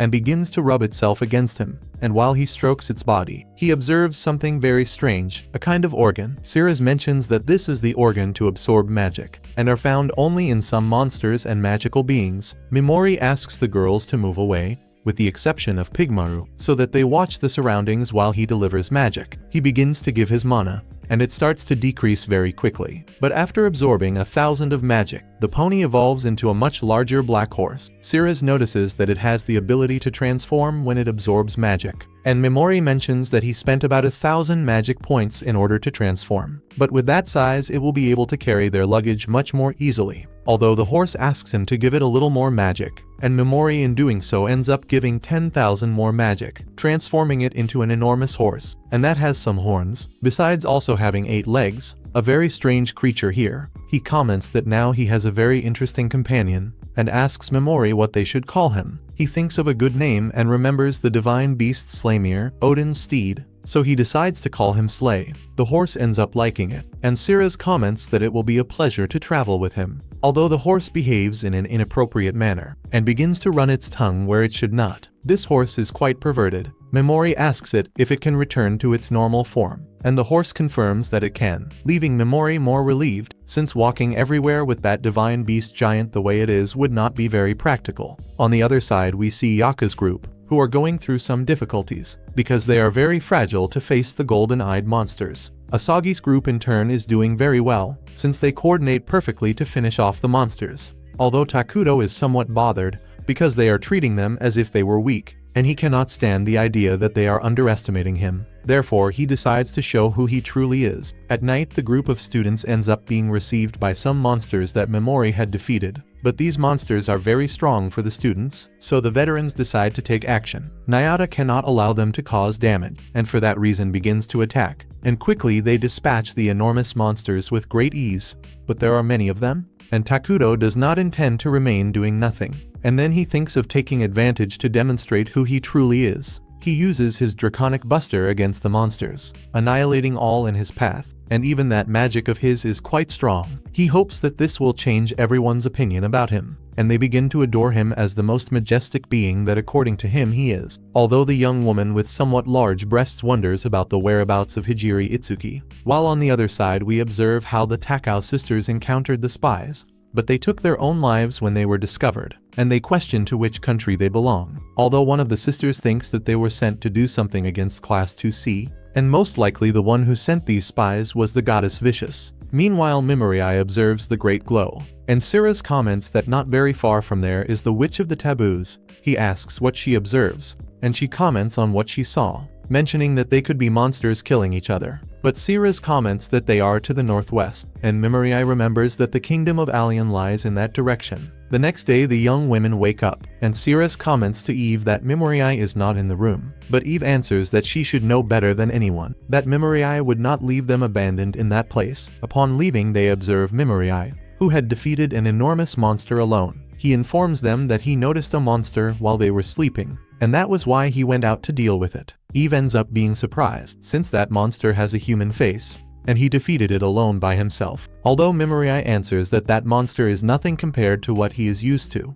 besides that he is seeking an ingredient inside it. Eve cannot believe it, although Syrah's comments that Memori is like that, and he can make the impossible possible. And that is why she can have hope of going to the deepest place of the land of the golden-eyed monsters. But she does not wish for him to carry everything alone, and afterward they continue advancing. But they arrive at a place that not even Slay could climb, so there is no other option than to go around it. Syrah's comments to Memori that he should rest a little, but he answers that the wind is bringing moisture, so he wants to advance as much as possible before it begins to rain. And while they advance they do not notice any type of monster. And with each passing moment they are closer to the Witch of the Taboos. Memori asks Liz how she is, and she answers that she is well, and Memori hopes that she will not say something like preferring to die in that place, rather than having to return to Moonroy. But she answers that he is mistaken. She does not believe that she will die in that place, since Syrah's told her that Memori has always been with them, and they would reach their destination and safety. He answers that they are trusting him too much, but he is certain that he can manage to do this, and he does not intend to betray their trust. It is then that they arrive at the passage in the mountain, and after passing through it they will be increasingly closer to the witch. Eve thanks him for all his help, but Memori answers that it is nothing, since they also need her map. And he has already said before, one should not help merely for the sake of helping. There must always be something in return. But Syrah says that she could say the same, and she knows very well that he is kind. But while they are talking, above Eve a monster suddenly appears, and she attacks it quickly and gets rid of it. Memori tries to stop her, but it is already too late. Soon after he realizes that it is not a beast with a human face, so he tries to use paralysis to verify whether it is dead. He ends up confirming that the creature is indeed dead, and he thinks that Eve did the correct thing, because that monster caught them off guard and very close. Without a doubt it was what had to be done, but for some reason he feels a strange uneasiness. When that monster appeared, it suddenly begins to scream, shouting very loudly, sending a very strange signal,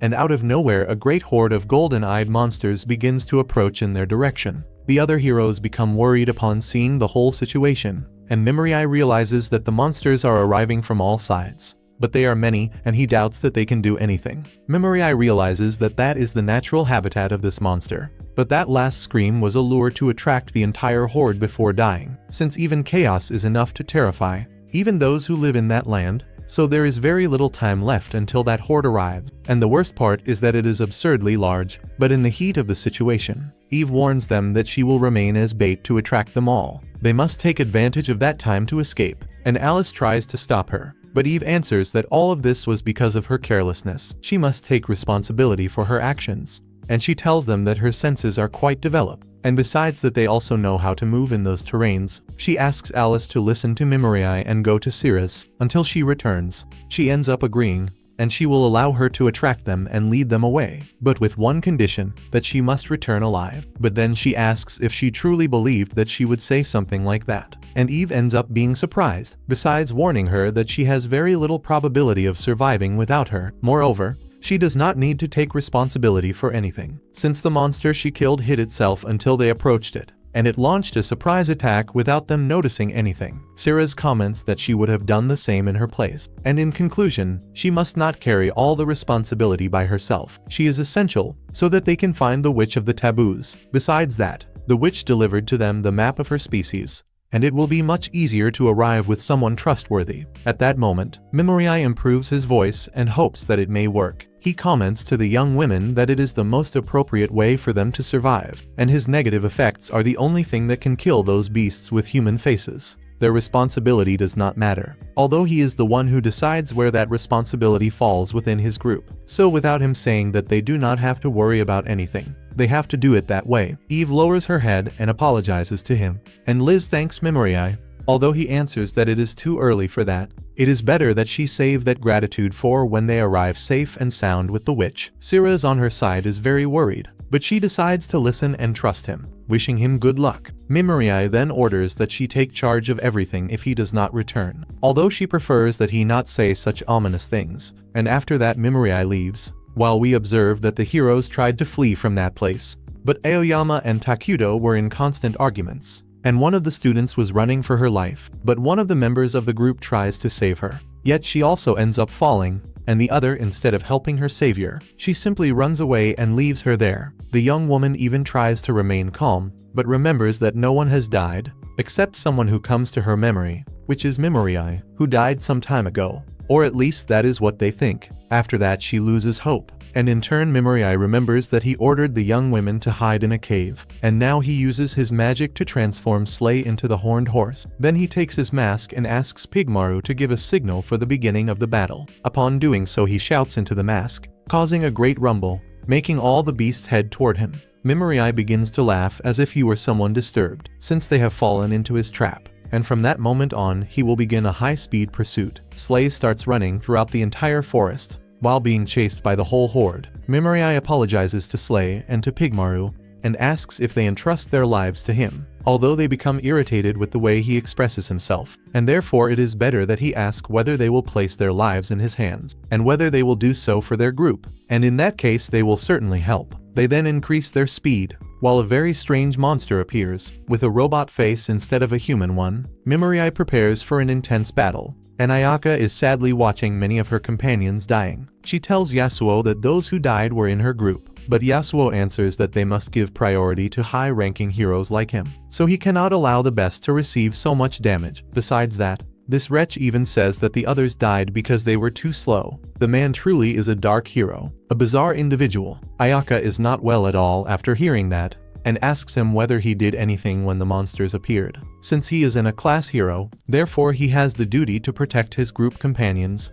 His companions trusted him, and he should have protected them, because he was the only one who could do so. But irritated, he orders her to be silent, and it is better that she not behave as if she were someone better than him. He tells her not to be so arrogant, and according to him she has always been like that, belittling others without even realizing it. But Ayaka answers that she was only saying that he should have protected them, but he replies that that was not his problem, and if they died it is because they were weak. Ayaka says that the strong should protect the weak, and he tells her that she speaks as if she were someone strong. She behaves in a virtuous manner while belittling others, commenting that to begin with those companions should have died a long time ago. Everything began when the weak Mimuri went to hell, since they were the first to mock him. Besides that, they also mocked the poor fellow behind his back. So she, who was born with considerable luck, since she truly believes that those people are worthy of pity. But Takuto intervenes, commenting that he is nobody. He asks Yasuo if he knows what is said about a man's capacity. Everyone possesses an innate gift, and people know whether he measures up when he masters it. But otherwise his success will be fleeting. Yasuo asks what he is insinuating, and he states directly that he reacts like an ordinary man. It is better that he awaken and realize that he is below him. Then he threatens him with his sword and comments that he forgot his role and lost his composure with Ayaka.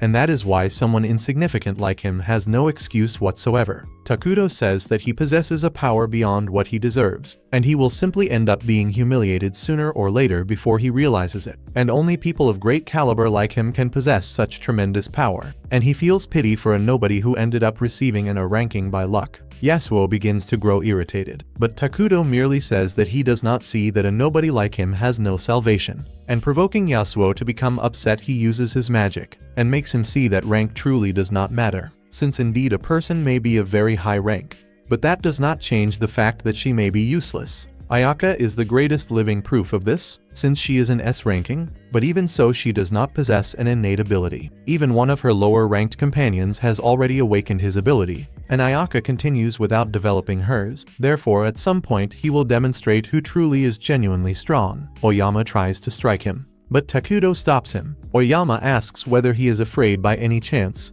but he looks at him very seriously, causing him to become frightened, and Yasuo ends up becoming annoyed and leaves the place. While Takuto comments that he will have to show his power, so that even fools like him can see. Besides that, he comments to Ayaka that it is better that she understand her situation. She is an S-class heroine, who is useless. At that moment the girl who had abandoned the other appears. She informs Ayaka that she disappeared, and Ayaka becomes worried upon realizing it. Meanwhile, Eve decides to go after Memori, and Sirius asks why. She answers that Memori will not be able to deal with all those monsters with his statistics. Besides that, Memori is not in full condition, since they arrived at that place. He is the one who sleeps the least and the one who rests the least. She thinks that he has been using sleep on them, so that they could rest in his place, while he sacrifices his rest to protect them while they sleep. But thanks to him they manage to reach that place. And she comments to Sirius that she does not wish to boast about her abilities, but hiding and moving in that terrain is her specialty. Besides that, she also possesses night vision, and does not need to carry lights that reveal her location. She cannot allow Memori to die in that place, and Sirius, upon realizing that she is not acting on impulse, apologizes to Eve, for her duty as sub-captain is the safety of the group. She regrets having put her to the test. She nurtures a great admiration for Memori and confesses that she decided to give herself to him. Liz becomes worried. Although Eve asks her to listen to Sirius in everything, the little one asks her please to take care of Memori, and Sirius asks her to promise that she will return alive and that she will take care of Memori, and she will do everything possible to protect Liz. Eve accepts and soon after goes after him. Meanwhile, we see Memori himself, who is dispersing the monsters, while he uses Pigmaru and spreads it throughout the entire area, using Berserk so that all the monsters kill one another. And with all these monsters that he is killing, he will certainly rise about 50,000 levels. The monsters then begin the slaughter. Although they quickly return to normal, Memori immobilizes some and begins to inflict negative effects on them. His surprise attacks only manage to delay them for a few seconds.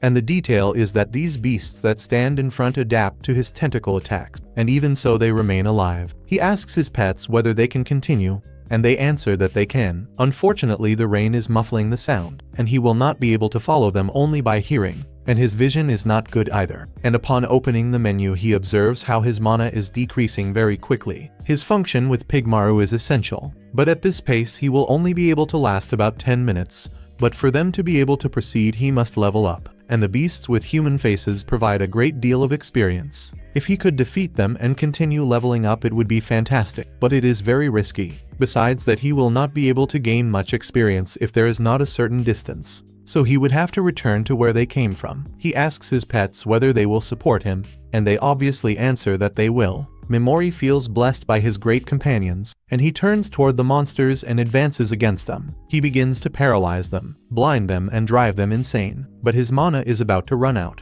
But he is also very close to the monster with the human face, and he ends up inflicting Berserk on a monster. But he runs out of magic. Fortunately, it ends up falling defeated, causing Memori to level up, and automatically recovering all his mana. and now he can continue fighting, but he has to pay attention to the amount of experience he can gain in that place. Fighting is the only way to survive, and now that he possesses a great deal of magic, he must simply fight until death. He continues moving with the two great monsters behind him. For his unique skill to function, it is necessary that those monsters be within sight, so he descends from Slay without them noticing, paralyzing them and driving them insane. They end up falling dead, causing him to level up once again. But there is still a great horde on the battlefield. They continue fighting, and Memori does not intend to stop, and continues attacking, defeating everyone in his path. He begins to level up like a madman, and at that moment, killing and massacring those creatures is the only thing he thinks about doing. Soon after, we see a girl who is very frightened in the middle of nowhere. She laments not being able to be like Ayaka. She could only hide and watch when they did that to Memori. Despite all of this, she wished to be useful, and to take care of others in the worst moments, just as Ayaka did, but fear dominated her, and now she is going to die. But at that moment Eve appears, and asks what the devil a human is doing in that place. She wonders, and upon seeing her, thinks that she looks very much like Liz. But the Takao sisters intervene. She tries to ask them to stop, but the attack of the Takao sisters prevents her from speaking. She comments that her sister told her that she could not allow Kashima to be killed, and it is then that Eve understands what this is about, since Memori had spoken about them, and about a goddess who summoned them to eliminate the source of evil. But she is almost struck by the attack. On the other side, we see Liz, who is very worried about Memori and Eve, but Ceres reminds her that Memori is the one who has the greatest chances of surviving, and most likely he will return together with Eve. And speaking of her, she is being able to move, despite having received the shock beside the blonde. Eve observes that the young woman is evolving in the midst of combat, and her accuracy is increasingly improving. Itsuki is about to pierce her throat, but at that instant, her sister Ejiri intervenes, and Itsuki asks why she did not allow her to deliver the final blow. Her sister answers that she is not a monster, because she does not have the same disposition as the others. Itsuki asks if she is a lion, but her sister replies that she should not be so crude and ignorant, and corrects her by saying that it is a leopard, and she must use her intelligence more in order to differentiate the beasts. Besides that, she can notice the desire in her eyes and her manner of being, which makes her seem even more human. Itsuki understands nothing, although Ejiri mentions that they can probably communicate with her. Itsuki then answers that it does not seem that she would like to speak, but Ejiri mentions that this must be because of her attack, which injured her throat. Itsuki is surprised to see that it was her fault, and her sister apologizes to Eve, since her sister usually reacts impulsively. Itsuki regrets having reacted in that manner, and Eve thinks that she seems to be a reasonable person. But despite that she did not lower her guard, she has the feeling that this girl resembles Memori very much, and Ejiri asks whether by any chance she has let her guard down, and Ejiri introduces herself to her, as well as introducing Itsuki too, and reveals that they came from another world. She then asks what her name is, but she says that she only asked out of courtesy, because she already knows that it is Eve Speed, since she has heard about the bloodthirsty leopard who had escaped from the Colosseum. She asks whether she is perhaps looking for her allies, and Eve answers that she is searching for her lord. Ejiri says that for him to be able to defeat the monsters with human faces, her lord must be very strong. Then Eve answers that he is far greater than that. Soon after, she continues on her path, leaving Ejiri curious to know who this boy is. On the other side, we see Memori, who continues fighting fiercely, annihilating all the monsters that cross his path. But the enormous monstrous mammoth appears, but Pigmaru is exhausted, so it falls to Memori to put it to sleep by himself, and then poison it. But he notices that he still possesses a great deal of mana, while Pigmaru is very tired, so he lets the creature rest a little, and tells Slay that if he wishes he may do the same, since he will take care of the remainder. But once they separate, he must take care of Cirrus and the others. He managed to reach that point, and upon opening his menu, he observes that he has already surpassed level 2000, and although his statistics increase, his stamina and his wounds do not recover, and his body begins to appear greatly affected by the overwork. The worst part is that in the next area there is a creature with a human face, and he cannot cast anything if he does not see it, and that beast knows it very well, since it runs toward Memori, while covering itself with the bodies of the other monsters. He mounts Slay and begins to move away, but the monster goes after him. While covering itself with Memori's view, it attacks with showers of lasers and ends up striking him, and afterwards strikes Slay, causing him to fall. Memori asks Pigmaru if he may request one last favor, while the monster creates another rain of lasers devastating everything. But while it does that, Memory throws his helmet to draw its attention. Then Pigmaru assumes a different form to confuse the creature, and afterwards Slay restrains the beast, allowing Memory, who was in the air, to paralyze it upon seeing it directly, and thus they finally manage to get rid of the creature. It required considerable effort, but his body is at its limit, and how could it not be, after eliminating that entire horde? And when the monster dies, it grants enough experience for Memory to reach level 2019. Simultaneously, his paralysis skill rises in level, unlocking the new advanced ability. Although his body can no longer endure and cannot even remain standing, the detail is that there is one more monster advancing against him. But fortunately, Eve's speed appears and cuts the creature at the last moment. It ends up dissipating, and a little later Eve carries the three of them on her back. Upon awakening, he reports that while searching, she encountered the heroines from another world, called Hiragi, and the other named Itsuki Takao, besides a young woman named Kashima. And Memory asks whether by any chance she gave her name, but Eve answers that she did not mention it, and Memory thanks her, since it is better that they continue thinking that she is the strongest of all, and that he has died, because otherwise, the heroes of Class 2C might try to prevent his vengeance against the goddess. And sometime later they reunite with the group, who rejoice upon seeing that they are unharmed. Memory asks Siras to take care of Slay, because he was injured in the battle, and from day into night after treating their wounds, Eve warns that she will take charge of the watch. Memory apologizes, since she is probably very tired as well, but she warns him that her exhaustion is nothing compared to his. Ceres ends up healing the boy, and Memory mentions that besides his swordsmanship, she can also heal. Ceres comments that in addition to that she also knows how to sew, and proposes to repair his clothes. The elf does everything for the man. She defends him, takes care of him, does everything. Truly admirable. After a while he tries to sleep, but he is too disturbed to be able to do so. Ceres then asks him to sleep on her lap, and Memory refuses. But after she asks once more, he ends up accepting. Ceres mentions that he should not carry everything alone, since he bravely leaped toward the horde and infected Liz and Eve with that bravery. But he cannot deceive her, and she knows that he fears that all this weight he carries might suddenly collapse. And Memory answers that if she worries so much about him, then he hopes that she can support him with everything she can, so that this does not happen. She says that he can rely on her for everything he needs. And Memory remembers everything he lived through in his past, but at this moment he wishes to enjoy it. Ceres warns him that if something troubles him he can confide in her, and he mentions that she is a very overprotective vice captain, and the closest thing to having a sister. She begins to laugh and asks his age, and Memory answers that he is 17. Surprising Ceres to see that he is younger than she is. Memory tells her that this is obvious, because elves live much longer than humans, and he asks about her age, and she reveals that she is 19. Memory is surprised because he thought that she had lived at least a century, although afterward he realizes that Ceres thought he was older, and asks what age she believed he was. She answers that she estimated around 25, but that is because he handles things calmly. Memory asks if she treated him like a younger brother, and Ceres answers that she did not, since he is the leader of the army of the Lord of the Flies. Although he is younger, she cannot treat the leader to whom she swore loyalty in another manner. Memory doubts that he has what it takes to be a leader, but Ceres warns that he is the one and her most beloved leader,